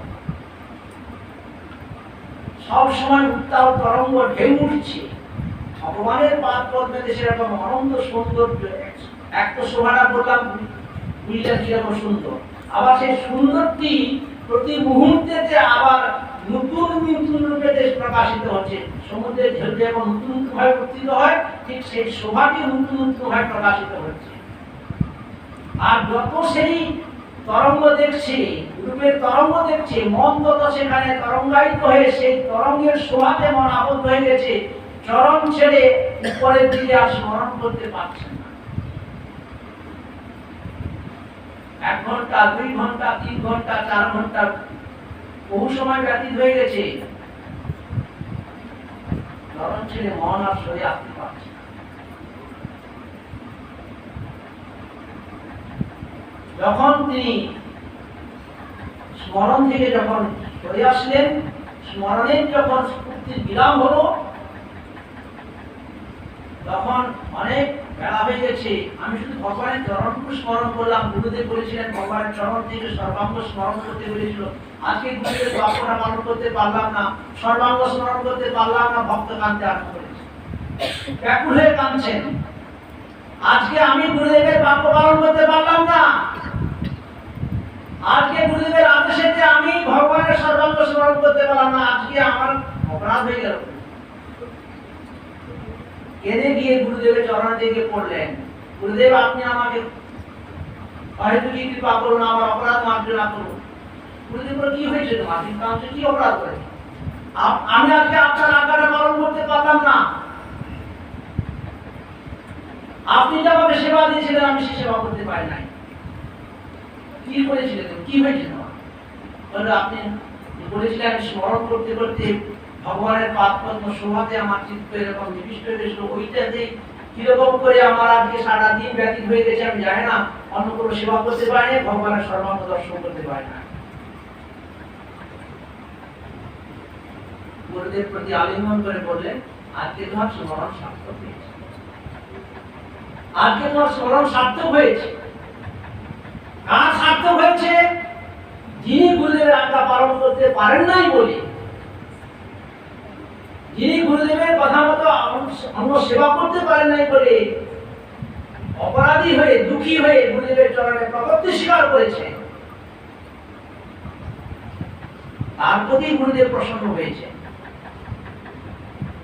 তার ভজনটা সার্থক হয়েছে। আমি কি কখনো হিসাব করে দেখেছি? আমার কি কখনো বুদ্ধি এরকম কেন্দ্রীভূত হয়েছে? আমি কি কখনো গুরুদেবের বাক্যেতে এরকম প্রতিষ্ঠিত হয়ে ভগবানের সেবাতে, গুরুদেব যে বলেছিলেন সব সময়তে তুমি অমানি মানব হয়ে, তৃণাদপি সুদূষ হয়ে, সহিষ্ণুশীল হয়ে নাম কীর্তনে নিজেকে নিয়োজিত করবে, সতত বৈষ্ণবের সেবাতে তুমি নিজেকে নিয়োজিত করবে, বৈষ্ণবের গুণগানেতে তুমি সবসময় তোমার মুখকে তুমি মুখরিত রাখবে, তোমার সর্বাঙ্গ দিয়ে তুমি ভগবানের সেবাতে, ভগবানের প্রতিবিধানে নিয়োজিত হবে। আমি কি আমার আত্মেন্দ্র প্রতি বাঞ্ছা ছেড়ে, সসুখ বাঞ্ছা ছেড়ে দিয়ে ভগবানের সেবাতে, ভগবানের সুখের জন্য আমি কি নিজেকে নিয়োজিত করতে পেরেছি? আমার মন কি এখন পর্যন্ত লাভ পূজা প্রতিষ্ঠার জন্য ব্যাকুল হয় নাই? আমি কি এখন অমানি মানব হয়ে ভগবানের নাম গুণ কীর্তনে নিয়োজিত হওয়ার জন্য কোনোদিন অভিলাষ করেছি, চেষ্টা করেছি আমি? তাহলে গুরুদেবের কোন কথা আমি শুনলাম, কোন কথাটা মানলাম? কিভাবে গুরুদেবের কৃপা লাভ হবে, কিভাবে গুরুদেবের কৃপাতে আমার মধ্যে ভাবে গুরুদেবের হৃদয়ের ভাবটা সংক্রামিত হবে? সেটা রূপগোস্বামী পাদ, সেটা রূপগোস্বামী পাদ পুরীধামেতে এসেছেন রথযাত্রার সময়। শ্রীমন চৈতন্য মহাপ্রভু রথযাত্রাতে জগন্নাথের সামনে কীর্তন করছেন। কি বলে কীর্তন করেছিলেন? সেই তো পরানো নাথ পাইনু, সেই তো পরানো নাথ পাইনু, যাহার বিহনে মদন দহনে ঝরি গেল। যাকে, যার বিহনেতে, যার বিরহে ব্যথাতে আমি ব্যথা করছিলাম, সেই আমার হৃদয় নাথ, আমার প্রাণবল্লভ শ্রী জগন্নাথকে প্রাপ্ত হয়েছে, রাধা ভাবে বিবাহিত হয়ে শ্রী চৈতন্য চন্দ্র এই পদটি কীর্তন করছেন। পিছনে পিছনে সবাই স্বরূপ দামোদর, রামানন্দ রায়, যত যত সমস্ত সব গৌরমণ্ডলের ভক্ত, উড়িয়া ভক্ত সবাই মিলে সেই পথ থেকে দোয়াকে কীর্তন করছে। কিন্তু এই একটি পদ মহাপ্রভু যে কীর্তন, সেই তো পরানাথ পাইল মনে দেখতে করছে, কিছু বুঝতে পারছে না। মহাপ্রভু গান করছেন, ওরা গান করছে। রূপগোস্বামী পাদ এসে তিনি কি করলেন, রথযাত্রার সময় মহাপ্রভু এই পদটিকে শ্রবণ করলেন, শুনে কিছু বললেন না, গিয়ে তার কথাকে চটচট করে একটা শ্লোক লিখে দিলেন, লিখে সেটাকে ঘরের চালিতে গুঁজে রেখে দিয়েছেন। পরদিন মহাপ্রভু শ্রী জগন্নাথ মন্দির থেকে ফিরে এসে এই গম্ভীরাতে যাওয়ার পূর্বে হরিদাস ঠাকুরের ভজন কুটিতে এসেছেন। হরিদাস ঠাকুরের গোস্বামী পাদকে দর্শন দিয়ে তিনি সমুদ্র স্নান করে গম্ভীরাতে ফিরে যাবেন। সেই সময় গোস্বামী পাদ সমুদ্র স্নান করতে গেছেন, হরিদাস ঠাকুর কুটিতে ছিলেন। মহাপ্রভু হরিদাস ঠাকুরের সঙ্গে সম্ভাষণ করছেন, বসে কথাবার্তা বলছেন। কিন্তু এখানে একটা মৌমাছি বসেছে। যদি এদের সেই ফুল বাগানে একটা যদি ফুল ফুটে যায়, তার যদি সৌরভটা যদি এখানে এসে যায়, মৌমাছিরা এখানে বসে থাকবে না, সৌরভে আকর্ষিত হয়ে ফুলের কাছে গিয়ে সেই ফুলের মধু পানেতে নিয়োজিত হয়ে যাবে। এটি তো নিয়ম। চৈতন্য মহাপ্রভু হরিদাস ঠাকুরের সঙ্গে কথা বলতে বলতে একটা কিছু সৌরভ, মৌমাছির মতো একটা সুগন্ধ সৌরভ কিছু প্রাপ্ত হয়ে সৌরভের উৎস সেই ফুলটি কোথায় প্রস্ফুটিত হয়েছে বলে মহাপ্রভু করে এদিকে দিয়ে দেখছেন। তারপর উঠে গিয়ে ঘরের চালেতে একটা তাল পাতা গুঁজা ছিল, সেটাকে নামিয়ে নিয়ে সে পড়লেন, পড়ে একদম ভাবগম্ভীর হয়ে গেলেন। আর কথা নেই, বার্তা নেই, গম্ভীর হয়ে বসে আছেন। আমাকে রূপগোস্বামী পাদ স্নান করে ফিরে এসেছেন। মহাপ্রভু কে দূর থেকে হরিদাস ঠাকুরের সঙ্গে বসে থাকতে দেখে শ্বাসটাকে দণ্ডবত প্রণত হলেন। মহাপ্রভু উঠে গিয়ে তাকে দণ্ডবত প্রণত যে পড়ে আছেন উঠালেন, উঠে প্রতি আদর করে চপড়াটা ঘাত করে বললো, তোমার তো বড় সাহস দেখছি, তুমি অত বড় চোরের পর চোর হয়েছ, তুমি সিনকেটে আমার হৃদয়ের ভাবটাকে চুরি করে ফেলেছ। আমি তো জগৎ সংসারে সব থেকে বড় চোর বলে আমাকে লোকে বলে। সব থেকে বড় চোর কে? ভগবান গোবিন্দ সব থেকে বড় চোর। ভক্তগণ চোর প্রবন্ধ অষ্টক রচনা করেছেন, তার থেকে বড় চোর সংসারে কেউ হতে পারে না। যা চুরি করার বস্তু জগতের লোকে চুরি করে, ভগবান সেটা চুরি করেন না। যেটা চুরি করার সামর্থ্য নেই সেটা চুরি করার সবচেয়ে বড় বাহাদুরির কথা। ধন চুরি করা বড় কথা নাকি, আপনি চুরি করে আর কেউ চুরি করে নিয়ে যাবে। কারণ পাপ চুরি করতে পারবেন, আর কর্মার্জিত ফল চুরি করতে পারবেন, নবীন আকাশের জলপূর্ণ মেঘের রং চুরি করতে পারবেন। যে বস্তু কোনো চোরের পক্ষে চুরি করা সম্ভব নয়, সেই বস্তু যদি চুরি করতে সক্ষম তাকে সবচেয়ে বড় চোর বলে বলা হয়। তিনি কে? ভগবান শ্যামসুন্দর। ব্রজে প্রসিদ্ধম নবনীত চোরম গোপম গণাঞ্চ দুপুরম চোরম অনেক জন্মার্জিত সমস্ত পাপ চোর চোরম নবামৃত শ্যামল কান্তি চোরম গোপম গণাঞ্চ দুপুরম চোরম চৌর প্রবন্ন পুরুষম তমেব নমামি বলে কত কথা বলেছেন ভক্তগণ। আমি তো সেই চোর, আমি তো সেই আমার ভক্তগণ যাকে চোরের অগ্রগণ্য করেছে ব্রজেন্দ্র নন্দন শ্যামসুন্দর, আমি তো সেই গৌর হয়ে এসেছি। তবে তখন সেখানে সোজাসুজি চুরি করতাম, এখানে একটুখানি মডিফাই হয়ে এসেছি। কিরকম? এখানে শুধু হরিবল বললেই সেটা ধনী যাকে স্পর্শ করবে তার সবকিছু আমি চুরি করে নিয়ে আসি। মহাপ্রভুর শিল্প মাধুরী, মহাপ্রভুর শিল্পের মুখ নিঃসৃত হরিবল শুনে যখন মহাপ্রভু বৃন্দাবন যাচ্ছেন গৌরমণ্ডল হয়ে, মহাপ্রভুর সঙ্গে লক্ষ কোটি লোক চলছে, হোসেন শাহ বাদশাহ জিজ্ঞাসা করলেন প্রধানমন্ত্রীকে, কি ব্যাপার, ওই একটা লোক আসছে নাকি গৌরমন্ডলে, তার সঙ্গে লক্ষ কোটি লোক যাচ্ছে, সত্যি নাকি?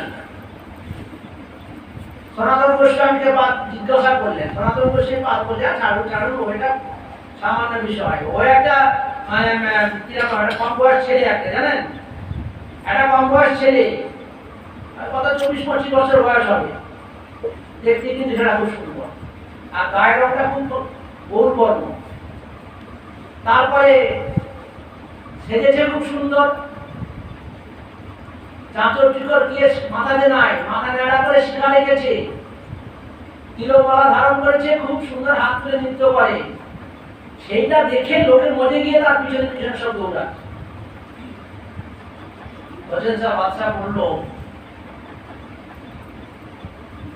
বোধহয় তুমি ঠিক বলছো না, আমাকে তুমি ওদের সত্য গোপন করছো।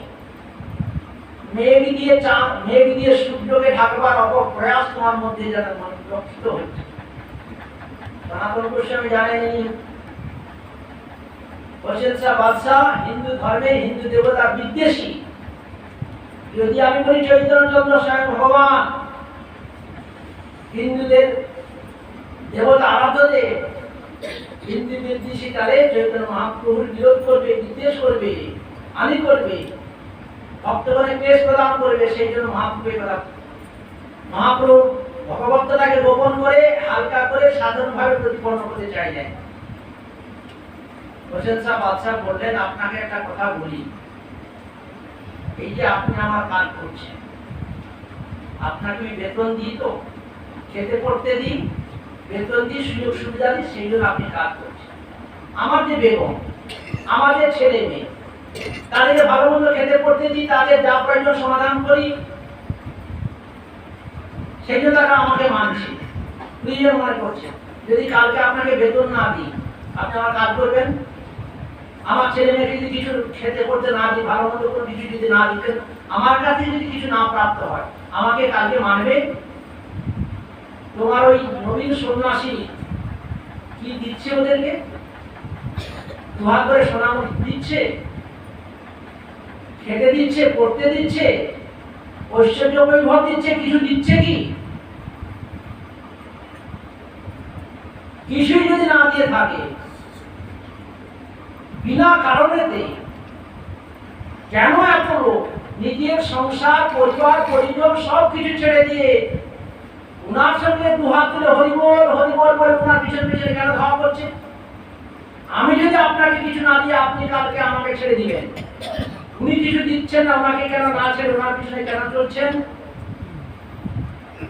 দিচ্ছেন তো একটা কিছু, নামামৃত দিচ্ছেন, হরিবল বলছেন, সেই কথা শুনে সেই নামামৃততে আনন্দিত, পুলকিত, আকর্ষিত হয়ে পিছনে চলছে। এটা হচ্ছে আত্মার বিষয়। নদী যেরকম স্বাভাবিক ধর্মেতে সমুদ্র অভিমুখেতে ধাবিত হয়, কোন হেতু ছাড়া ধাবিত হচ্ছে দুর্বার গতিতে, ঠিক আমরা যাকে আল্লাহ বলছি, তোমরা যাকে ভগবান বলছো, সেই পরমাত্মা ভগবানের অংশ জীবাত্মা স্বাভাবিকভাবে ভগবতমুখী হয়। আর সর্বোপরি সবসময় যিনি যার উপমাধুরীর দ্বারা, যার বিদগ্ধ বিলাসের দ্বারা, গুণমাধুরীর দ্বারা, যার সমস্ত চমৎকারিতার দ্বারা জগৎজীবকে যিনি তার দিকে আকর্ষণ করছেন, তাকেই তো বলা হয় কৃষ্ণ। সর্বাকর্ষক যিনি, সবকিছুর দ্বারা সমস্ত জগৎজীবকে তার পাদ পদ্মে যিনি আকর্ষণ করেছেন, তিনি তো কৃষ্ণ। তাকে আলাদা করে কিছু দিতে হয় না। ওই জন্য তোমার ওই নবীন সন্ন্যাসীকে তুমি যাই বলো না কেন, আমরা যাকে আল্লাহ বলি, তোমরা যাকে ভগবান বলো, তিনি নিশ্চয়ই উনি। হয়তো তুমি কোনো অভিপ্রায়তে আমার কাছে সত্য গোপন করতে চাইছো, কিন্তু আমি বলছি উনি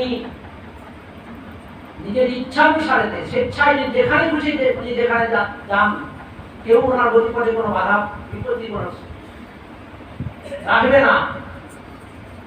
হোসেন শাহ বাদশাহ সেই কথা দিয়ে দেখাচ্ছে মহাপ্রভু কি দিয়েছেন, কিসে আকৃষ্ট করেছেন, শুধু হরিবল বলে আকৃষ্ট করেছেন, হরে কৃষ্ণ বলে আকৃষ্ট করেছেন, যে শুনছে সে উন্মত্ত হয়ে পড়ছে, তার মুখ থেকে যে শুনছে সে উন্মত্ত হয়ে পড়ছে, সেটাকে আলিঙ্গন করছে, সে আকৃষ্ট করছে। দক্ষিণ যাত্রার সময়তে সেই মহাপ্রভু সেই জগৎ উদ্ধার লীলার কথা কৃষ্ণদাস কবিরাজ গোস্বামী বর্ণন করেছেন। এই কথা আমরা শুনে থাকি। রূপ গোস্বামী পাদকে মহাপ্রভু বললেন, আমি তো ওখানে সোজাসুজি চুরি করতাম, এখানে চুরি করে না, আমি বলেই আমার বাড়িতে সবার সব কিছু চিত্ত মন প্রাণ সব হরণ করে নিয়ে আনি। তখন সে তার ছেলে মেয়ের সংসার বিষয় আছে সব ভুলে গিয়ে আমার পিছনে পিছনে দৌড়াতে থাকে। তাহলে ওখানে থেকে 1 ডিগ্রি বেশি এই অবতারেতে আমার বিশেষতা প্রকাশ হচ্ছে। সেই আমার হৃদয়টাকে তুমি আমার অজ্ঞাতসারে চুরি করে ফেলেছ। রূপসে পাদকে বলছে, যে ভাবটি আমি গোপনেতে রেখেছিলাম, যে রাধাবাড়ি বিভাজিত হয়ে রাধারের ভাব মাধুর্য আস্বাদন করবার জন্য আমি গৌরহরি হয়ে এসেছিলাম। বৃষভানুনন্দিনী রাধারানী শ্যাম সুন্দরের বিধবাইতে ব্যাঘাতুর গোপীগণের বৃষভানুনন্দিনী বীরবেদনা অপরাধন করবার জন্য শ্যাম দ্বারকাধীশ কৃষ্ণ সূর্য পরাগ উপলক্ষেতে কুরুক্ষেত্রে স্নান করবার জন্য সবাইকে আহ্বান করলেন। অভিপ্রায় প্রিয়জনগণের সঙ্গে মিলিত হয়ে বিচ্ছেদ বিরহকে দূরীভূত করে আনন্দ প্রদান করবার জন্য সমস্ত ভক্তগণ সমবেত হয়েছে কুরুক্ষেত্রেতে। ভূমি থেকে সমস্ত গোপীগণ সবাই গিয়েছেন, নন্দ যশোদা দেবী থেকে সমস্ত ভক্তগণ গিয়েছেন, সবার সঙ্গে মিলিত হয়েছেন। কিন্তু যখন বৃষভানুনন্দিনীর সঙ্গে মিলিত হলেন, গোপীগণের সঙ্গে মিলিত হলেন, তখন শ্যাম দ্বারকাধীশকে বললেন, সেই তুমি কৃষ্ণ, আমি সেই বৃষভানুনন্দিনী রাধারানী। বৃন্দাবনের উভয় মিলনে যে সুখ হতো, লতা গুল্ম গিরিকন্দরেতে, যমুনা পুলিনেতে, গিরি গোবর্ধনেতে তোমার মিলনেতে যে সুখ লাভ হতো, সেই তুমি সেই আমি একত্রিত হয়েছি, মিলিত হয়েছি। কিন্তু এই অন্য দেশেতে অন্য বেশেতে তোমার সঙ্গে আমার সেই শুভোদয় হচ্ছে না। যদি তোমার কৃপা হয়, করুণা হয়, তাহলে তুমি তোমার এই পার্বণকে বৃন্দাবনেতে উদয় করাও। সেখানে গিরিরাজ গোবর্ধনেতে, যমুনা পুরীতে, দ্বাদশ কাননেতে তোমার সঙ্গে মিলিত হয়ে তোমাকে সেবা করে সুখ দিতে আমাদের যে অভিপ্রায় সেটি আমরা পূর্ণ করি। তখন এই কথাতে ব্রজগোপীগণের মনোরথেতে ভগবানকে অবস্থান করিয়ে ব্রজগোপীগণ তার প্রেমাকর্ষণেতে কুরুক্ষেত্র থেকে বৃন্দাবনেতে নিয়ে আসলেন। সেই ভাবটাকে মহাপ্রভু রথযাত্রার সময় প্রকাশ করে বলছেন, যে প্রাণনাথের বিরহ বেদনাতে আমি ব্যথিত হয়ে আমি ঝুলেছিলাম, সেই প্রাণনাথকে প্রাপ্ত হয়েছে, আনন্দেতে কীর্তন করছে। এই ভাবটিকে কেউ জানতো না। কেন এই পথটা গাইছেন না, ওই যে কুরুক্ষেত্র থেকে যখন কৃষ্ণকে যখন বৃন্দাবনে নিয়ে আসলেন, তখন বৃষভানুনন্দিনী গোপীগণ কৃষ্ণকে প্রাপ্ত হয়ে আনন্দিত হয়েছিলেন। সেই আনন্দ বিহল ভাবেতে ভাবিত হয়ে মহাপ্রভু জগন্নাথকে শ্রী মন্দির থেকে গুন্ডিচা মন্দির বৃন্দাবনেতে নিয়ে এসে আনন্দেতে সেই পথটি গান করছে। এই শ্লোকে রচনা করেছে। মহাপ্রভু বলে, তোমার অত বড় তুমি চোর, আমার মতো চোরের হৃদয়টাকে, চোরের অগ্রগণের হৃদয়টাকে চুরি করে তুমি লিখে ফেলেছ। যদি আলিঙ্গন করে, তাহলে হৃদয়ের ভাবটাকে কে বুঝতে সক্ষম হবে না? ঈশ্বরের কৃপায় হয়তো যাহাতে সেই সেই ঈশ্বর তত্ত্ব বুঝতে পারে। কথাটাকে দেখে শেষ করবো, মানে ব্যস্ত হলে হবে না, দেখা শেষ করে বসে আছে। তো এখন ওই যে ভাবটি রূপসী পাদ প্রকাশ করলেন, কি করে প্রাপ্ত হলেন তিনি? না, মহাপ্রভু ইতিপূর্বে যে ওই রূপসী পাদকে কোথায় প্রয়াগেতে তিনি কৃপা করেছিলেন। সমস্ত রসতত্ত্ব বিষয়কে মহাপ্রভু কৃপা করে শ্রী রূপ গোস্বামীতে স্থাপন করলেন। দৃঢ় আলিঙ্গন করে, আত্মসাৎ করে হৃদয়ের সমস্ত ভাবটাকে তার হৃদয়তে স্থাপন করলেন। যে ভাবকে তিনি আস্বাদন করবার জন্য এবং আস্বাদিত বস্তুর সন্ধান জগৎজীবকে দিয়ে সেই বস্তুতে আকৃষ্ট করবার জন্য এসেছিলেন, সেটি রূপ গোস্বামী পাদেরকে তিনি প্রদান করলেন জগৎকে জানানোর জন্য, জগৎকে প্রদান করবার জন্য। মহাপ্রভু দেন নাই, মহাপ্রভু আস্বাদন করে এবং দেখিয়েছেন, প্রদান করেছেন শ্রী রূপ গোস্বামী পাদ। আর সেই জন্য আমাদের কবিরাজ গোস্বামী পাদ বলেছেন, যদি ওই বস্তু প্রাপ্ত হতে হয়, চৈতন্যচন্দ্র আস্বাদন করেছেন, চৈতন্যচন্দ্র লোক দেখিয়েছেন, সন্ধান দিয়েছেন, কিন্তু দেন নাই। যদি প্রাপ্ত হতে হয় তাহলে শ্রী রূপ রঘুনাথ পদে যার আস, রূপ গোস্বামী রঘুনাথ দাস গোস্বামী পাদ পদে আশ্রয় করে তবে পাওয়া যাবে। শ্রী প্রভুপাদ সে কথা বলেছেন, গৌড়ীয় মঠের এইটি ভাবধারা, ভজনের ভাবধারা, রূপ রঘুনাথের আনুগত্যে ভজন করতে হবে, রূপ রঘুনাথের ভাবে ভাবিত হয়ে ভগবানের আরাধনায় ভগবানকে প্রাপ্ত হওয়ার জন্য চেষ্টা করতে হবে। বিনা রূপ রঘুনাথের কৃপাতে আমরা কখনো খুব সুন্দর রাধা গোবিন্দকে প্রাপ্ত হতে চাইব না। তাহলে যদি প্রাপ্ত হতে চাই, সিন্ধুর কাছে বিন্দু পাওয়া হয়ে যাবে, বঞ্চিত হয়ে যাব। কারণ রূপগোস্বামী রঘুনাথ দাস গোস্বামী হস্তাদি রত্ন ভগবানকে হাতের রত্নের মতো মুষ্টিতে আবদ্ধ করে রেখেছেন। রূপ গোস্বামী পাদের এরকম প্রভাব রূপমঞ্জুরি, ভগবান শ্যাম সুন্দর সর্বানন্দ বিশ্বর নন্দিনী সেবা করবার অভিলাষ করেন। প্রিয়তমার সেবা করবার জন্য প্রিয়তমা লালায়িত হয়ে স্বতন্ত্র সরাট পুরুষ ভগবান শ্যাম সুন্দর সামর্থ্য হচ্ছেন না। রূপ গোস্বামী রূপমঞ্জুরির কাছে গিয়ে হাত জোড় করে বলে, রূপমঞ্জুরি একটু আমার প্রতি প্রসন্ন হয়ে আমার স্বামীর সেবার একটুখানি সুযোগ আমাকে দাও।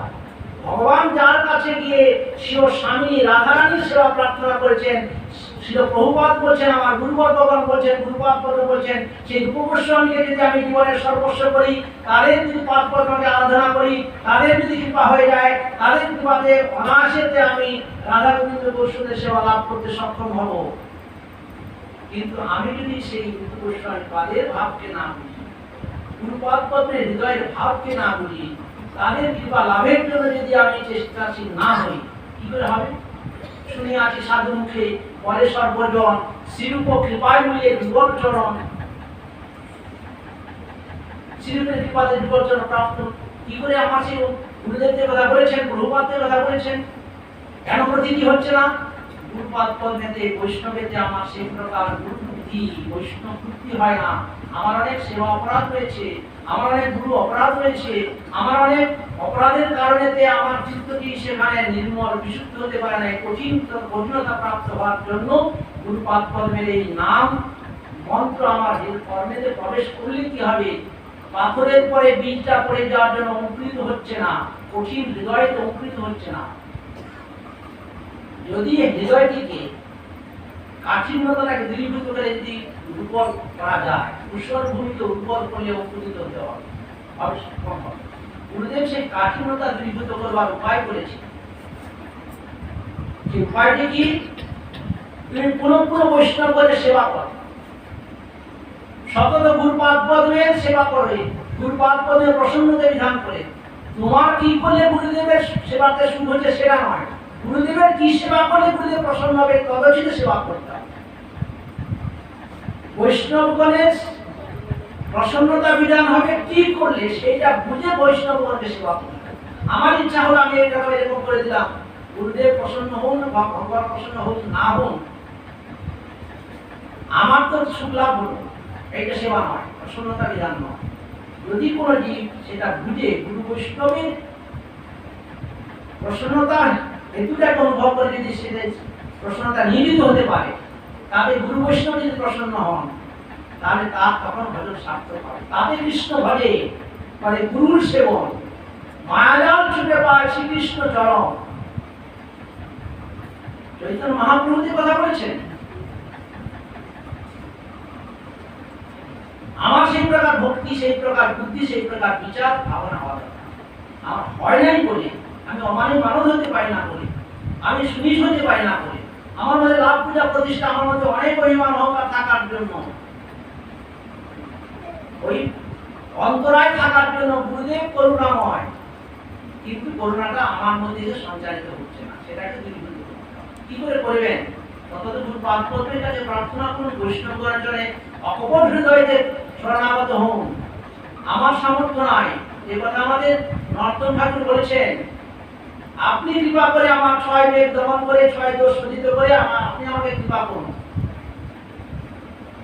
এটা শেষ করে দিই, একটা প্রসঙ্গে শেষ করতে হবে, আপনার ব্যর্থ হয়ে যান কেন? এখন এই কথা বুঝতে হবে,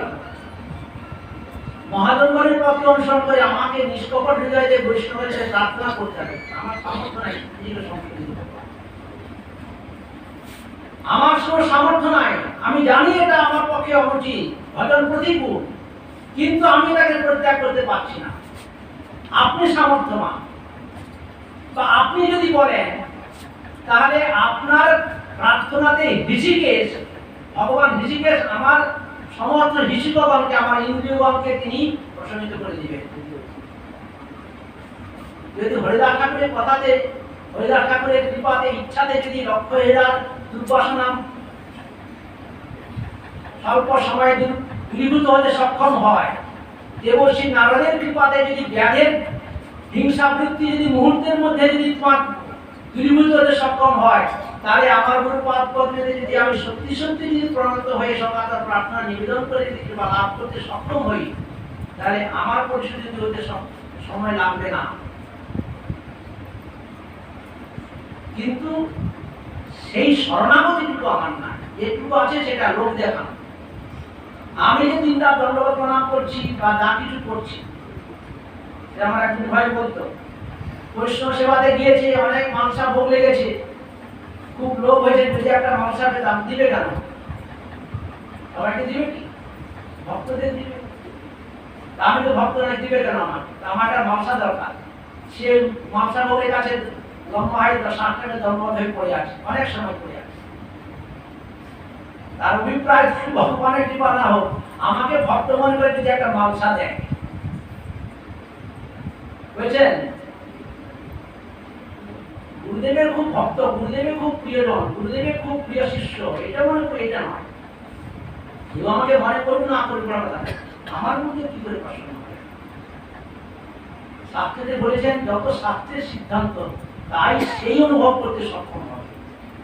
যশোদেবে পরাভক্তি যথা দেবে তথা গুরু তৎসদেব কথিতাম অর্থম প্রকাশন্তি মহাত্মা বলে বলেছেন। তিনি শাস্ত্র অর্থ অনুভব করতে পারবেন যদি গুরুদেবের কৃপা। তিনি সংসার সিন্ধু উত্তীর্ণ হয়ে ভগবত ভক্তি পায় ভগবানের কাছে পৌঁছতে সক্ষম হবেন যদি গুরুপাদ পদের কৃপা লাভ করেন। সেই জন্য গুরু বৈষ্ণবের সেবার ব্যবস্থা, গুরু বৈষ্ণবের সেবা যে আমরা করি বা উৎসব অনুষ্ঠানে যাই, এটা বুঝতে হবে। বুঝে আমাদের সতত সেই গুরুপাদ পদ্মেতে, বৈষ্ণবের পাদ পদ্মেতে আমাদেরকে নিষ্কপট ভাবে শরণাগত হতে হবে। সামনে দণ্ডবত তোলাবে, পরে গিয়ে বললাম বৈষ্ণব নাই, কত কথা আমরা বলে দিই। এই কথা বলে শেষ করব। এই বুদ্ধির জন্য আমাদের কখনো কল্যাণ হচ্ছে না। বৈষ্ণবের যে অপ্রাকৃত বুদ্ধি, গুরুতে অপ্রাকৃত বুদ্ধি, গুরু বুদ্ধি হওয়াটাই আমাদের বড় দুষ্কর। যদি কারো হয়ে যায় তাহলে তিনি উদ্ধার হয়ে যান।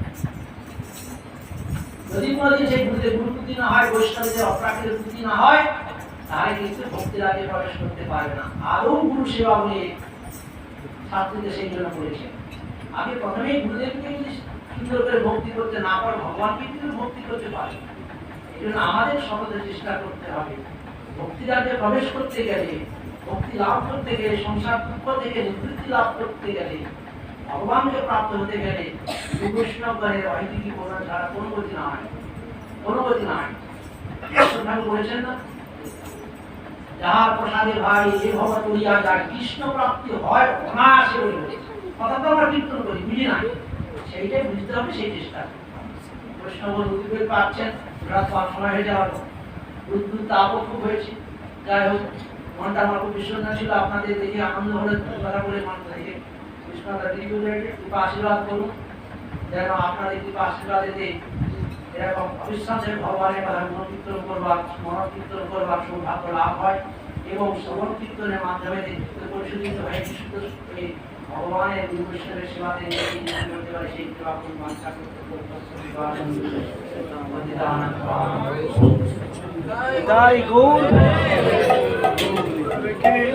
Hare Krishna, Krishna Krishna, Hare Hare.